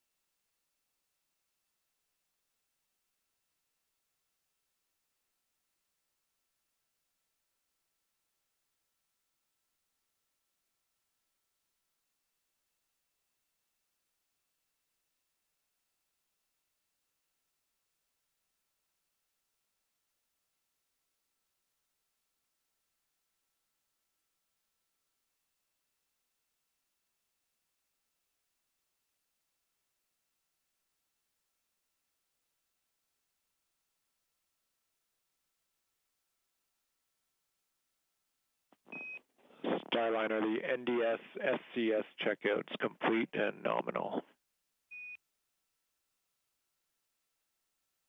Outstanding, thanks.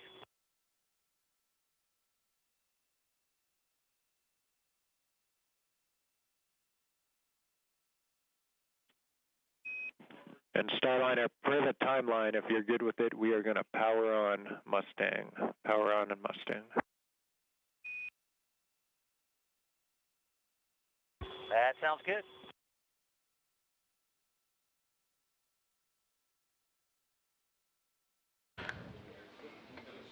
Capcom calling up to the crew.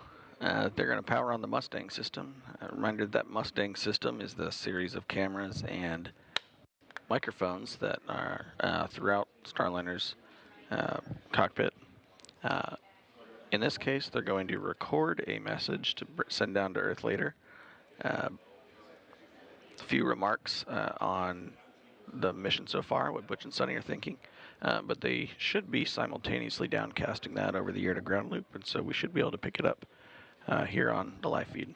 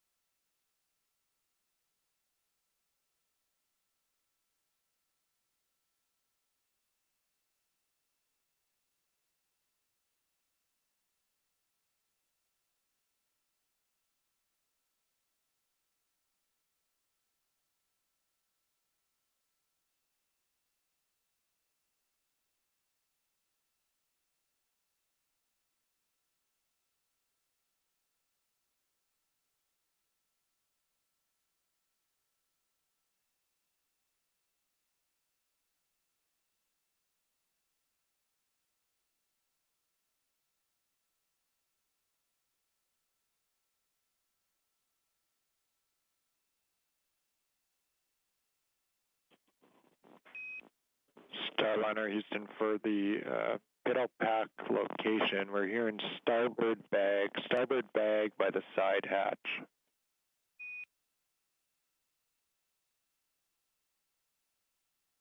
Say again, what was it you said the location for what? It's the location that you were asking about for the Piddle Packs and starboard bag beside the side hatch.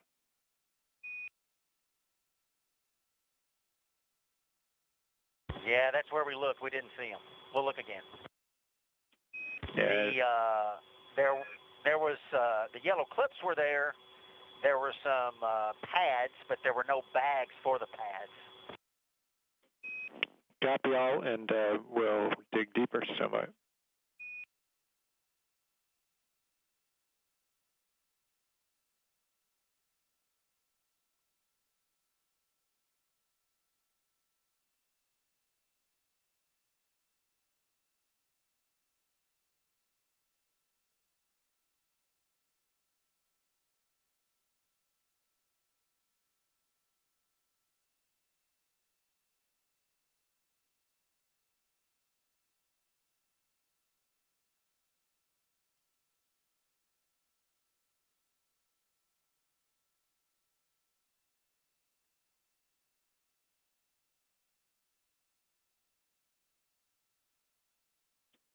What no?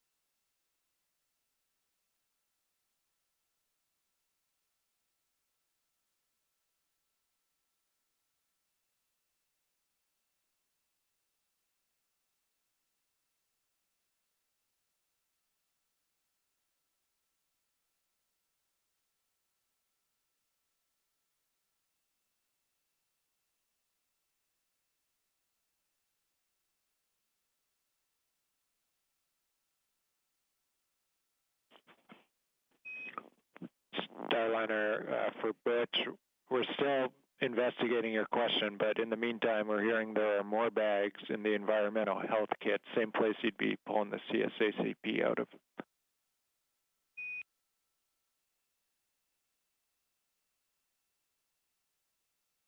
We copy. Yep, we found some bags. Copy. To get us to this point and then get to execute this mission, they really are part of our family. You know, a lot of people say I need to smile more, and I'm smiling, believe me. But it's a little bit of controlled emotion because there's a lot of phases of this mission, and we just completed the first one. You know, pre-launch and launch is just the first part of this. We now have to get to ISS, we have to dock, we have to do docking ops, we have to undock, we have to do re-entry, and we have to land. So each one of those phases we're going to really pay very, very close attention to. And our team is really focused on that. So, you know, that as we go through each piece of the mission, there's flight test objectives that we're going to go accomplish. And we've already started that. And Steve talked about a couple that we have in front of us to get to docking. And that's where our team is really going to be focused.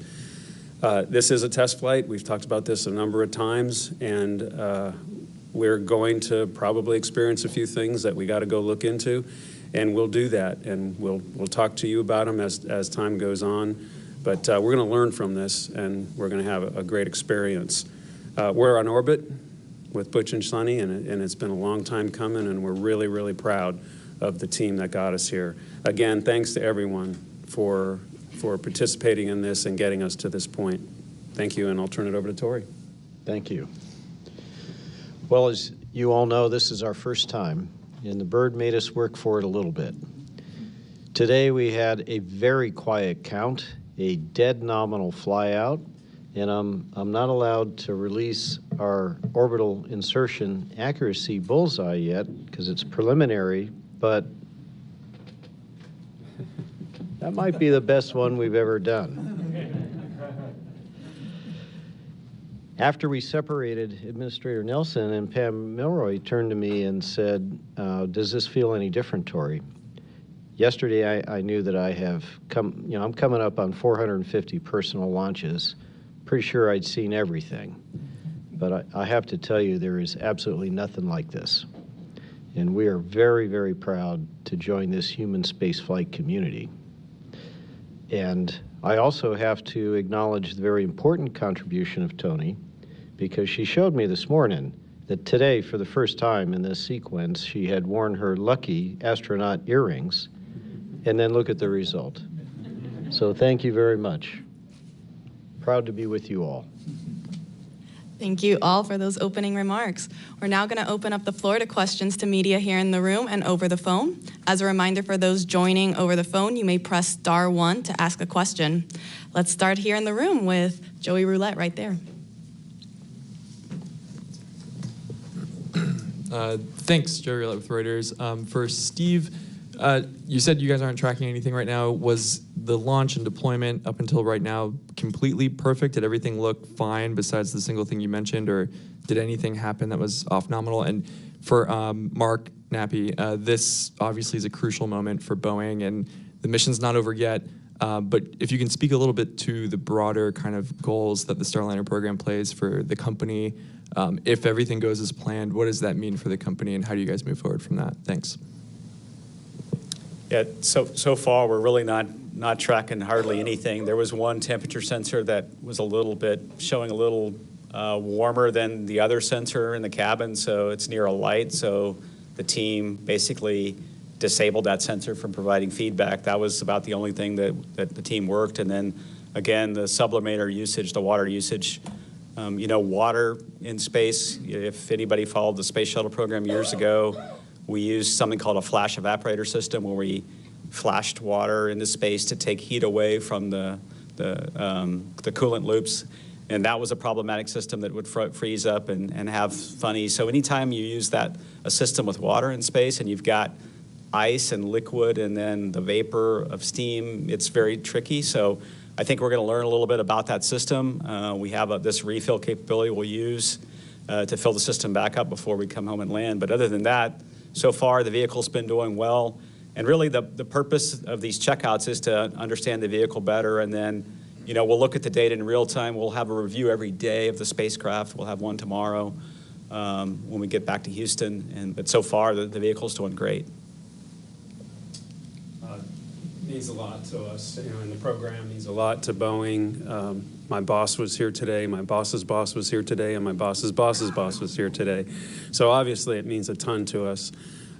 This is the first step, you know, of the mission. I said we got to go through these phases, and then when we get back, it's about certification. It's finishing up the certification so that we can be certified for the Starliner 1 mission, and it's getting that hardware ready for the Starliner 1 mission, and then getting a spot in the manifest with Joel and Dana and Steve on ISS for that Starliner mission. So that's really our focus for the next year is to get those things behind us. Thank you. We'll go ahead and take this lady right here in the second row, right up front. Hi there. Kristen Fisher with CNN. Big congratulations to everyone on a successful launch. Mark, a question for you and one for Joel, I believe. Mark, so much has been made of the competition between SpaceX and Boeing over the last decade or so. I'm curious how you view that competition over the last 10 years. Elon Musk sending his congratulations to the entire team. How would you describe that competition? And then for Joel, if we could just get an update on when that faulty pump on board the ISS will actually be replaced, how long that would take. Thanks. I think you guys think it's a competition. We don't see it as a competition. We've got two providers that are going up to the International Space Station, and SpaceX is up there, and we're up there now as well. So this is something that NASA has planned, and we've accomplished it. And of course, that next step is certification. I saw the tweet. That's awesome. And you know, I sit on my front porch and I watch every SpaceX mission, and I root for them too. This is something that's great for the entire country. And on the pump change out, we're going to get to that as soon as we can. My hope is we get to it this week. If not, it'll be early next week. Thank you. We'll go right here, up front. Thanks, Tony. Congratulations, everyone. This is James from Channel 6. I'd like to start with Mark II, and maybe if Steve, Ken, and Mr. Administrator would like to chime in. As excited as you are, Mark, good to see you smile. I know that you might have a message in the back of your mind, perhaps, for the harshest critics of Starliner's program. Is there anything, I know you're focused on the mission at hand, but what would you like to say to those who may have even called for the cancellation of the program after all the delays? There are those who thought Butch and Sonny would never fly. Thank you. Yeah, we talked to our team a lot about just ignoring a lot of the stuff that you read. You know, we focus on the positive, we focus on the accomplishments, and we learn from the setbacks that we've had. It's been this way in human spaceflight my entire career. You know, Steve talked in the last press conference where he's got 37 or 38 years, I think. You know, I started thinking I've got 39. It's not a competition, but Steve, but I got 39 years. I'll try to. And I think about, you know, over the years, you know, how many bad headlines I've read about the shuttle program, International Space Station. And then I look back at those programs and look at how successful they were. You know, we had an incredible run with the space shuttle, and arguably we put the most incredible, fantastic engineering feat ever with assembling the International Space Station in space. And you know, someday we'll be looking back at this program the same way. And I'll add a little bit to that question. I got a lot of texts today too from a lot of people that I work with who were former shuttle employees. I got texts from the SpaceX community. I got texts from a broad range of people, all working in human spaceflight. I think the text to me meant a heck of a lot because they know how hard it is, right? I think we sometimes don't talk about the challenges of getting to flight. I look back 4 years ago at Demo 2 and the challenges of getting to that flight. We had to redesign the parachute system on Dragon before that flight in the year before. We redesigned the propulsion system before. Starliner has had, you know, every development program has challenges on getting there. Space Shuttle had challenges. It was behind schedule on launching. Every single program, I think, it's just so hard to put all the pieces together. As Mark said, they all have to work as planned. You qualify them, you test them, and then you learn about them and you fly them in space. And so we've stood side by side with Boeing, working hard. We need 2 providers. We need 2 space transportation systems. It's hugely important to us. I think the whole community knows that. And it's just a tough endeavor to get to flight. And huge kudos to the entire team for getting there today. The administrator talked about perseverance, hard work, dedication. That's what I see from our team every single day. I wish I could explain it here, but these people are working long hours and figuring out ways to solve problems, whether it's a Boeing employee, a NASA employee, United Launch Alliance employee. So it's just great to be part of the team. Oh, yeah, I don't need You're to hit hot. that button, do I? No, you go ahead. I was just going to say that, folks like to judge early, and I would exercise caution doing that. You really don't know how great a program is until after it's finished. That's what I've seen with airplane programs and other aerospace programs through the years. It's also important to remember that we want more than one provider. It's really important to us, not just for ISS to have redundancy there, but we're trying to develop a new economy in low Earth orbit. And to do that, we want to have a field with multiple competitors. We'd like to see 3, 4 someday, right? And it starts by developing 2. Sorry to cut you off, boss. Not at all, not at all. He's the real deal, former space commander. The overall answer to your question is space is hard. And you better not mess it up by not going when you've tried out everything and you know that it is as safe as possible when you put a human on board. And sometimes that takes time. The proof's in the pudding. Look what we've been through in all of the different space programs of NASA from the very get-go. And sometimes they were very painful. And when we didn't get it right, because mistakes were made, we, the entire country, suffered. So my hat's off to the team here. They waited until they got it right. As Joel said, we've still got some to come. Steve said this too, because this is the first time that the spacecraft that doesn't have wheels, like the shuttle did, is going to land on land. And it's going to come down in the Utah desert as the primary site. And so this is a whole new adaptation. So they waited until it was right. Thank you. Well, we'll take it right here up front. Yusuke Tomiyama, the Yomiuri Shimbun, Japanese Daily. My question is for Senator Nelson. You mentioned further lunar exploration in your first remarks, so I'd like to ask you, apart from Starliner, China's lunar probe successfully collected samples from far-side moon surface for the first time. So what do you think on this achievement, and do you have any plan to collaborate with China for science research of these samples? Thank you.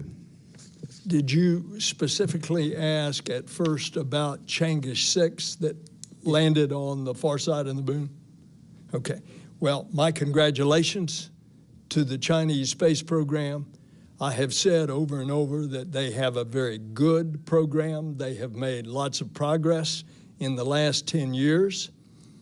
I would like very much, and have said this publicly many times, for them to be more transparent, more open, less secretive.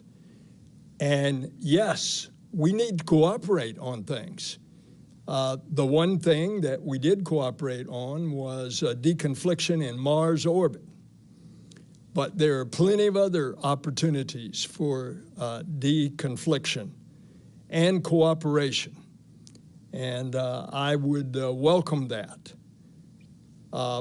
But of course, today, and I respect your question, today is about the Boeing Starliner. All right, we're going to take some questions over the phone. First up, we have Michael Sheets with CNBC. Hi, everybody. I believe my question is best answered by either Steve or Mark, but for the 25 hours after launch, we're not going to have onboard live views or even delayed views of the crew like we've seen with Dragon, even going back to using teasers before. So curious as to why that is. If there are onboard cameras, is this a matter of cost that we can't bring this feed back down until the International Space Station is reached by Starliner? Appreciate any clarification here. Yeah, we do have a camera on board, a system called Mustang. It is not active for live feed during flight, but once we do get to station, we'll get feed, and of course when we get back down, we'll be able to get all the video. We are looking at being able to provide live feed in flight, but that won't be for a couple of flights. All right. Next up, we have Micah Maidenberg with the Wall Street Journal. Hi, thank you so much. Mark and Steve, is it possible to say how many out of the, I believe it's 87 test flight objectives are already kind of crossed off, given where the mission is just right now? And could you describe just what are one or two of the more higher risk moments from here on out? Thanks so much. So yeah, it certainly is possible to cross off all the flight test objectives, but I don't have those numbers in front of me, but I can kind of give you a little bit of a summary of what they look like. There's a little bit of manual flying that would like Butch and Sonny to do with the hand controllers. That'll happen here in the next day. And then there's a lot of, I'll call them ergonomic types of flight test objectives. How do the seats fit? How do the suits work? How do the displays look? And, and there's numbers that are associated with all those things that I just rattled off that add up into the 87. And then, of course, when we get close to docking, we'll do some more. And when we get docked, there's additional ones as simple as how does the cargo come out and how does the cargo go back in? Those are the types of flight test objectives that will be satisfying. Steve? Yeah, I think Mark said it well. We don't have the exact number today because they're happening as we speak here. Maybe we could talk a little bit about what we've accomplished after we dock. The big things coming up. Obviously, docking is a high interest event when you're bringing two vehicles close to each other, like Starliner as it approaches the forward port of station. That's a huge, big event for us. A very integrated event between the Starliner flight control team and the International Space Station flight control team. And then, once we get docked, we have a big objective to demonstrate what we call safe haven. So that's a demonstration where we have the crew go into Starliner and use only the Starliner assets. If something were to happen on station, we have this capability in both Dragon and very soon Starliner. We'll demonstrate that. And then at the end, obviously, the deorbit and landing are huge events that we'll continue to learn a lot about. I would say one thing, about the spacecraft is this is the first time with a crew on board. So first time that the life support system is operating today. We've tested it on the ground. It worked great, but we're learning a little bit about that as well. Huge important objective for the flight as well. Thanks. We're going to take one more question over the phone before we come back to the room. We have Andrea Leinfelder with the Houston Chronicle. Hi, congrats on the launch today. Understanding that these could change, can you give me the dates you expect Starliner will undock from the station, and then the date and location you're targeting for landing? Thank you. Yeah, we have a number of landing opportunities. The first one would be the earliest would be June 14th. We would undock around 3:17 in the morning. That would be Central Time. With a landing around 8:38 Central Time. That would be at White Sands Space Harbor.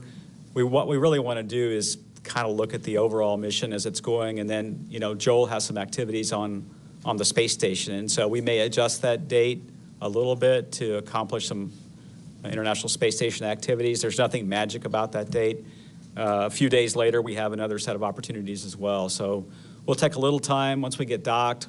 work with Joel and his team. He talks about some spacewalks that they would like to do as well, and so we'll work out the choreography of all those different events. But right now we're really focused on Starliner and docking tomorrow. All right, we'll take some questions here in the room. We'll go to Ken Kramer. Hi, thank you. Congratulations to everybody. It was spectacular to see that after so many years of hard work. So Ken Kramer, Space Up Close, right? So Tori, I want to follow up on a question I asked you at the end of the last briefing. You mentioned that, you don't do the RAN steering, and it's a unique orbit, suborbital actually, that you deliver it to. So I guess, and for safety reasons. So I'm kind of curious, why don't you use a third SRB to get to orbital velocity? Oh, sure. Great question. So for those of you who are not familiar with it, RAN steering, right ascension ascending node, is a guidance technique that allows one, if you have enough energy and the guidance algorithms to pull it off, to give you a larger launch window when you're going to a target like the International Space Station, which is an intercept target, because there is only one perfect instantaneous moment to go for the least energy. That technique allows you to go early or go late, and then without wasting very much energy, re-intersect onto that ideal path. We don't do that here because it would not benefit safety, and we don't energy for it. We certainly could put a third booster on, third solid, and go orbital, but the whole idea behind this trajectory is that there are no blackout periods all along its path where the G-forces would be too great in an emergency abort separation of the capsule for the astronauts to be uninjured, and at the end of that journey, we're just short of orbital velocity, so that if, God forbid, the propulsion system on the wonderful Starliner did not function properly, they would still get a free return safely to the Earth. So it's all about crew safety. It's really not about performance. And that gives us every possible chance to make sure the crew is safe throughout that trajectory. That causes us to fly low and flat for us, which is why we have an extra RL-10, because you need more thrust to do that. Does that make sense? Well, I still don't understand why the third SRB doesn't change the situation. We could put a third SRB and we could go orbital, but then at that point, if we didn't have propulsion on the capsule, they could not free return. They'd be stuck in orbit until they naturally decayed, which might take a while. You'd have to look at what does that do to your acceleration profile in first stage. If you had a third solid rocket motor on the side, that's going to get you going a little faster in that first stage. And then we'd have to go look at, as Tori said, what we want to have is if anything happens to the rocket, essentially the starting point for the capsule trajectory is where the rocket is. And so you have to look at the Gs and the heating and the heat shield on the way on the other side. So it's all optimized for the two solid rocket motors, for crew safety for aborts, and then you essentially have almost a free return back to even Edwards Air Force Base should we not be able to do any of the burns. There's a small burn you could do to get to Edwards, and then on the second orbit also you could go to Edwards Air Force Base as a safe landing, as a contingency site. So. Thank you. We'll bring it over here to this gentleman. Hi, thank you. Sawyer Rosenstein, NSF. I guess for Joel or Mark, kind of continuing off the other question there, what would be some of the test objectives that might influence whether or not you go beyond the week docked to the ISS? Is there anything in particular that would benefit from that extended time, or that would require extended time that you could do if you stay docked? To me, you got to check out the system and see what the system gives you, right? And so if we see something that wasn't as expected, and we're like, hey, another day would allow some extra time to go look at that system, then we'd stay. I mean, there's not a specific list of, hey, these 10 things are going to require more time. It's more watch the system, see how it operates, and if it requires more time, we have more time. Thank you. We'll toss it to Lauren Grush. Lauren Grush with Bloomberg. I think my question is for Steve or for Mark. You mentioned that you weren't really working any issues, but I am curious how this flight is comparing to the experience of the uncrewed test flight that you had and the issues that were experienced during that mission. Do you feel confident that those problems have been resolved based on what you're seeing with this flight? I could start off, obviously on orbit flight test 2, the uncrewed flight. We saw some OMAC thrusters that failed off during the orbit insertion burn. Today, that first burn, I was really excited to watch it. I think it was like about 72 meters per second. I'm an old trajectory guy, so I kind of like burns. But all 4 OMACs fired in each doghouse. The control was just perfect. Those did really well. I didn't get to see the second maneuver, which was the phasing burn, but that went really well. So we had a couple things, happen early on that we've seemed to gotten past with. I know Mark's talked about, we think the leading cause of those failures was a little contamination in some of the propellant lines in those doghouses that they failed off. It was all in the same doghouse, actually. So far, the OMAC burns, these are pretty good-sized thrusters, 1,500 pounds of thrust. Those have gone really well, and I'll see if Mark has anything to add. Yeah, we had our cooling system had a little bit of a freeze up on OFT2. We had worked on that by removing some filters so that it would operate a little bit more smoothly. Of course, we didn't have crew on OFT2, so that contributed to the problem. There wasn't as much heat in the crew module. And this time, it appears everything's working fine, so I think we have that problem licked. Thank you. We're going to go back to the phone. We have Mike Wall with Space.com. Thank you all for doing this. And yeah, I'd just like to say congratulations on a successful launch and a successful mission so far. Just a quick question, maybe for Mark or for Steve. Have you heard much from Sunny and Butch about Starliner and like how it's handling and what are their thoughts about the spacecraft so far? Steve, I haven't heard anything at all. I've been busy preparing for this and a little bit of celebration. Yeah, I have not either. I know they were going to call down, I talked about some of the things they were going to do, some of the manual maneuvers in the hand controller checkout, rotational hand controller, and the translation hand controller, and they were going to call down to the ground, I think probably about right now during this event, and so we haven't really heard too much from them. They've been really focused on clicking through a bunch of objectives, getting the spacecraft set up for orbit, doing the maneuvers we talked about, and doing the checkout. So I don't know, but we'll get some information from them later today. Next up, we have Issam Ahmed with AFP. Yeah, thank you so much for doing this. First of all, for Steve, I was wondering if you could reflect a little bit on the fact that, you've been in this your job for so long now, and to see this day finally come. Could you reflect a little bit on what that means to you?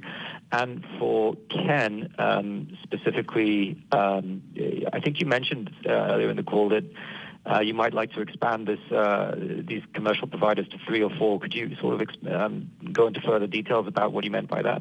Because I hadn't heard about that before. Oh, and finally for Steve, if I could sneak in one more. Regarding the sublimator, you're pretty confident that you'll have enough water backup for the landing? Thank you so much. Yeah, I'll take the first question. I just felt really proud today of the team. Having been with the team for 8.5 years now as the deputy program manager, I see the hard work of the team and just felt, a sense of accomplishment from watching the team work so hard, of getting this first step done, of getting Butch and Sunny on orbit, getting a couple burns executed. It was a bit of an emotional time for me because you just see how hard people work, and they put their blood, sweat, and tears into it every day of their life. Sometimes their families, suffer as they work nights and weekends on analyses or resolving challenges, and just super proud of the entire team. When I say team, I talk about the NASA team, the Boeing team, United Launch Alliance team, the Space Station Program team, and as Mark mentioned, we get to work with a lot of suppliers as well on the NASA side. These people are committed to human spaceflight. They know how hard it is. They know what it takes, and I was just super proud of the team. Yeah, when it comes to the additional providers, we work with other providers in addition to Boeing and SpaceX and the Dragon and Starliner teams to help them as they're thinking about someday building crew vehicles or converting their vehicles to crew. But we don't have any procurement in place to do that, nothing where we're going out trying to buy additional services at this point. But I would love to see the low Earth orbit economy grow so much that we need all those vehicles, right? So that was behind my statement is I would like to see that growth in low Earth orbit so that we see this vibrant activity with lots of different launches with lots of different vehicles someday. I think there was a second question I failed to answer on the sublimator. There is a refill kit, and it's able to refill the tank. Essentially, you carry up some spare water, and there's a connector hose that hooks up to the system, and that should provide all the water we need for the landing. So. Thank you both. We'll now head back to the room. We have Manuel Masanti over here.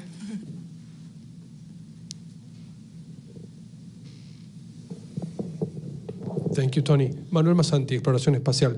Question for Mark. I understand that Boeing has 2 operative capsules right now, Calypso in orbit and another one preparing for Starliner 1. Do you have the intention of having more of them? Like a third one is being in production, or with 2 is fine for the operational missions? Thank you. For the flight rate that we have right now, flying once a year, 1 is plenty. But to fly twice a year, which is a request from NASA on our contract, we need 2 capsules, so to turn them every 6 months. So 2 is sufficient for what is in the plan. If, like Ken talked, if there becomes a low Earth orbit market where there's additional International Space Stations, additional flights, then that would drive additional vehicles. Thank you. We'll now go to this gentleman up front here. Yes, hi, Bert Dicht from the National Space Society. I'd like to ask a question to Tori. You mentioned this is your first crewed launch of a spacecraft, and obviously you'll be going through your processes and procedures as you prepare for the next one, but any initial impressions about everything in terms of this flight? Yes, well, I'll just say that, we had, as you know, 2 scrubs that preceded this, and they were routine issues that, we'll be able to take corrective actions for and be less exposed to that kind of issue going forward. So it gives us a little bit more focus on launching on time as well as mission success. I was proud of my team that they took no shortcuts, and throughout this process, we kept focused on Sonny and Butch because that is a more precious payload than we have ever flown before. So yes, like the Starliner team, like the NASA team, every mission is followed by, a hot wash and lessons learned and improvements going forward. Thank you, Tori. Next up, we have this lady right here up front. Gina Sinceri, ABC News. I'm not sure who would know the answer to this. Did Butch and Sonny say anything on the ride up to you or any response? Sorry, who was the question for? Did Butch and Sonny say anything? Is that what your question? Right. Did you get any feedback from them on the experience going up? I didn't copy anything on the comm loops. I mean, they were professional test pilots on the way up, looking at the various abort boundaries and looking at the systems. And, you could tell they were excited and ready to go. We heard their remarks before they lifted off. And so, no, I don't think they said much. I can imagine their faces when they got in orbit and, in zero G, and just imagine how excited they were congratulating each other to be in space. And after participation in this whole development of Starliner. So. My guess is they never lost their smile. Yeah. They did congratulate Tori for becoming part of the Human Spaceflight Club, which I think we need to cut his tie or something. Yeah, that's true. Yeah. Thank you. We'll now go back to the phone. We have David Denault with About Space Today. Good afternoon. And I guess it's not maybe a coincidence that both the administrator and the associate administrator are sitting next to each other. But gentlemen, each of you had a unique experience. STS-61C and STS-73, long delays. how do you put yourself in like Butch and Sonny and all of their delays? What was that like? Okay, well, first I'll say that the administrator and he actually has the record because he did it first, but they scrubbed 6 times on his launch, and on one of my launches we scrubbed 6 times. So Bush and Sonny, they didn't come anywhere close to that, right? They were in quarantine probably longer than I was because of the distance between their scrubs. But what I found with each one of my scrubs was we were a little more relaxed, a little more prepared, and we got a little more rested, and we were really good at strapping in by the time we got a few under our belt. I don't know. What about you, sir? Same thing. At least the weather was not a concern for the 3 times on Starliner. The weather certainly played a big part with regard to some of our scrubs. So, yeah, it gets old hat when you strap in, and it's just another day at the ranch. Thank you. We can now take one more in the room. We'll go to Will Robinson-Smith right there.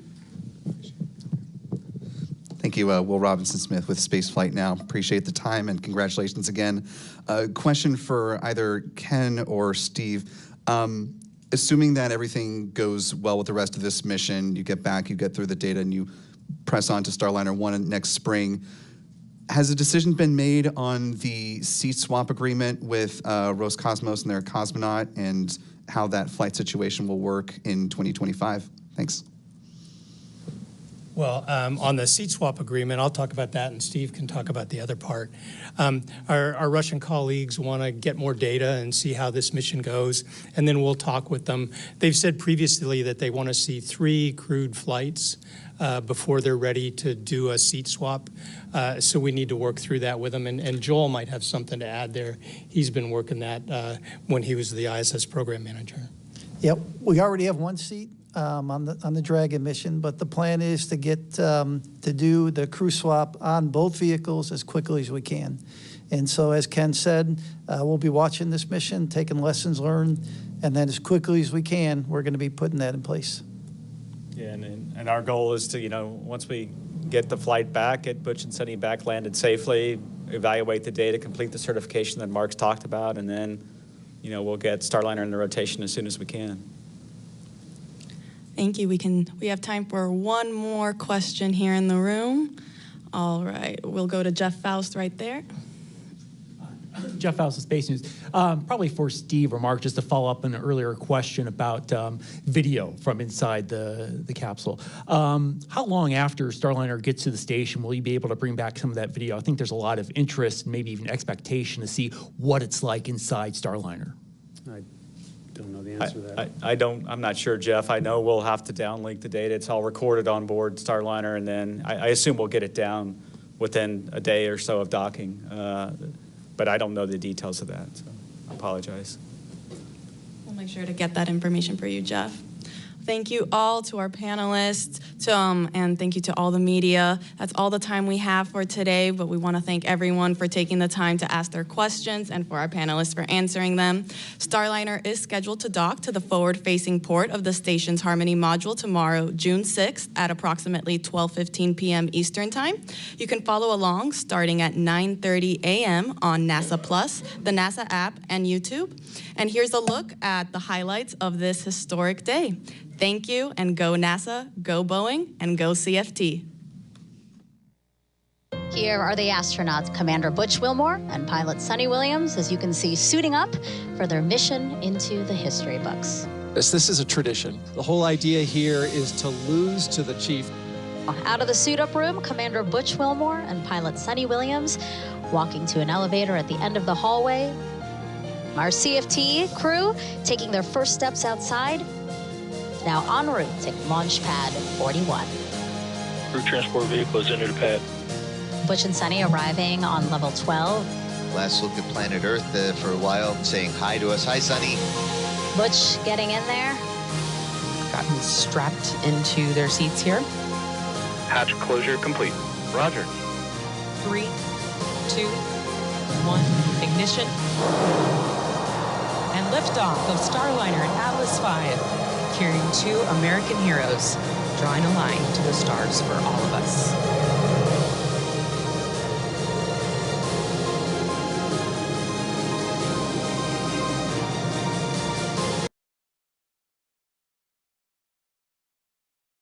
Everything continuing to go smoothly now, over 2.5 hours into today's mission of the Starliner flight. The next major milestone that we are looking ahead towards are the far field piloting checkouts that we've been discussing.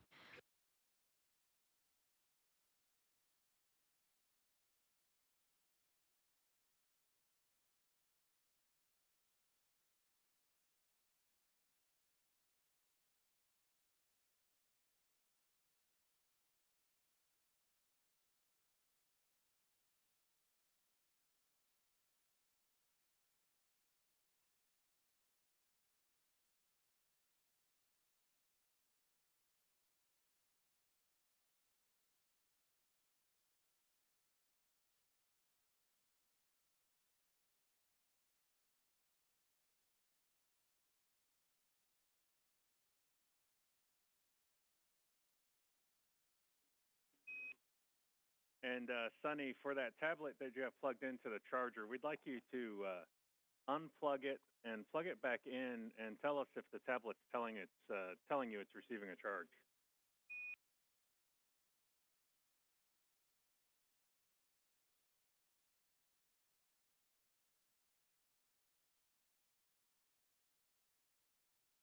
All right, she unplugged it and she's plugged it back in. And we've got the little plug symbol that says it's receiving charge. All right, good news.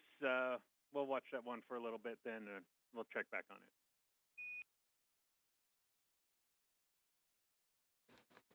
Outstanding. And Butch and Sonny doing some IT troubleshooting the same way we do on Earth with unplugging it and plugging it back in. But they've confirmed that they've got good charge on the tablet they've got plugged in. Looking forward a little bit, talking about the far field demos that are going to be manually flown by the crew. We've got a handful, some RHC and THC checkout,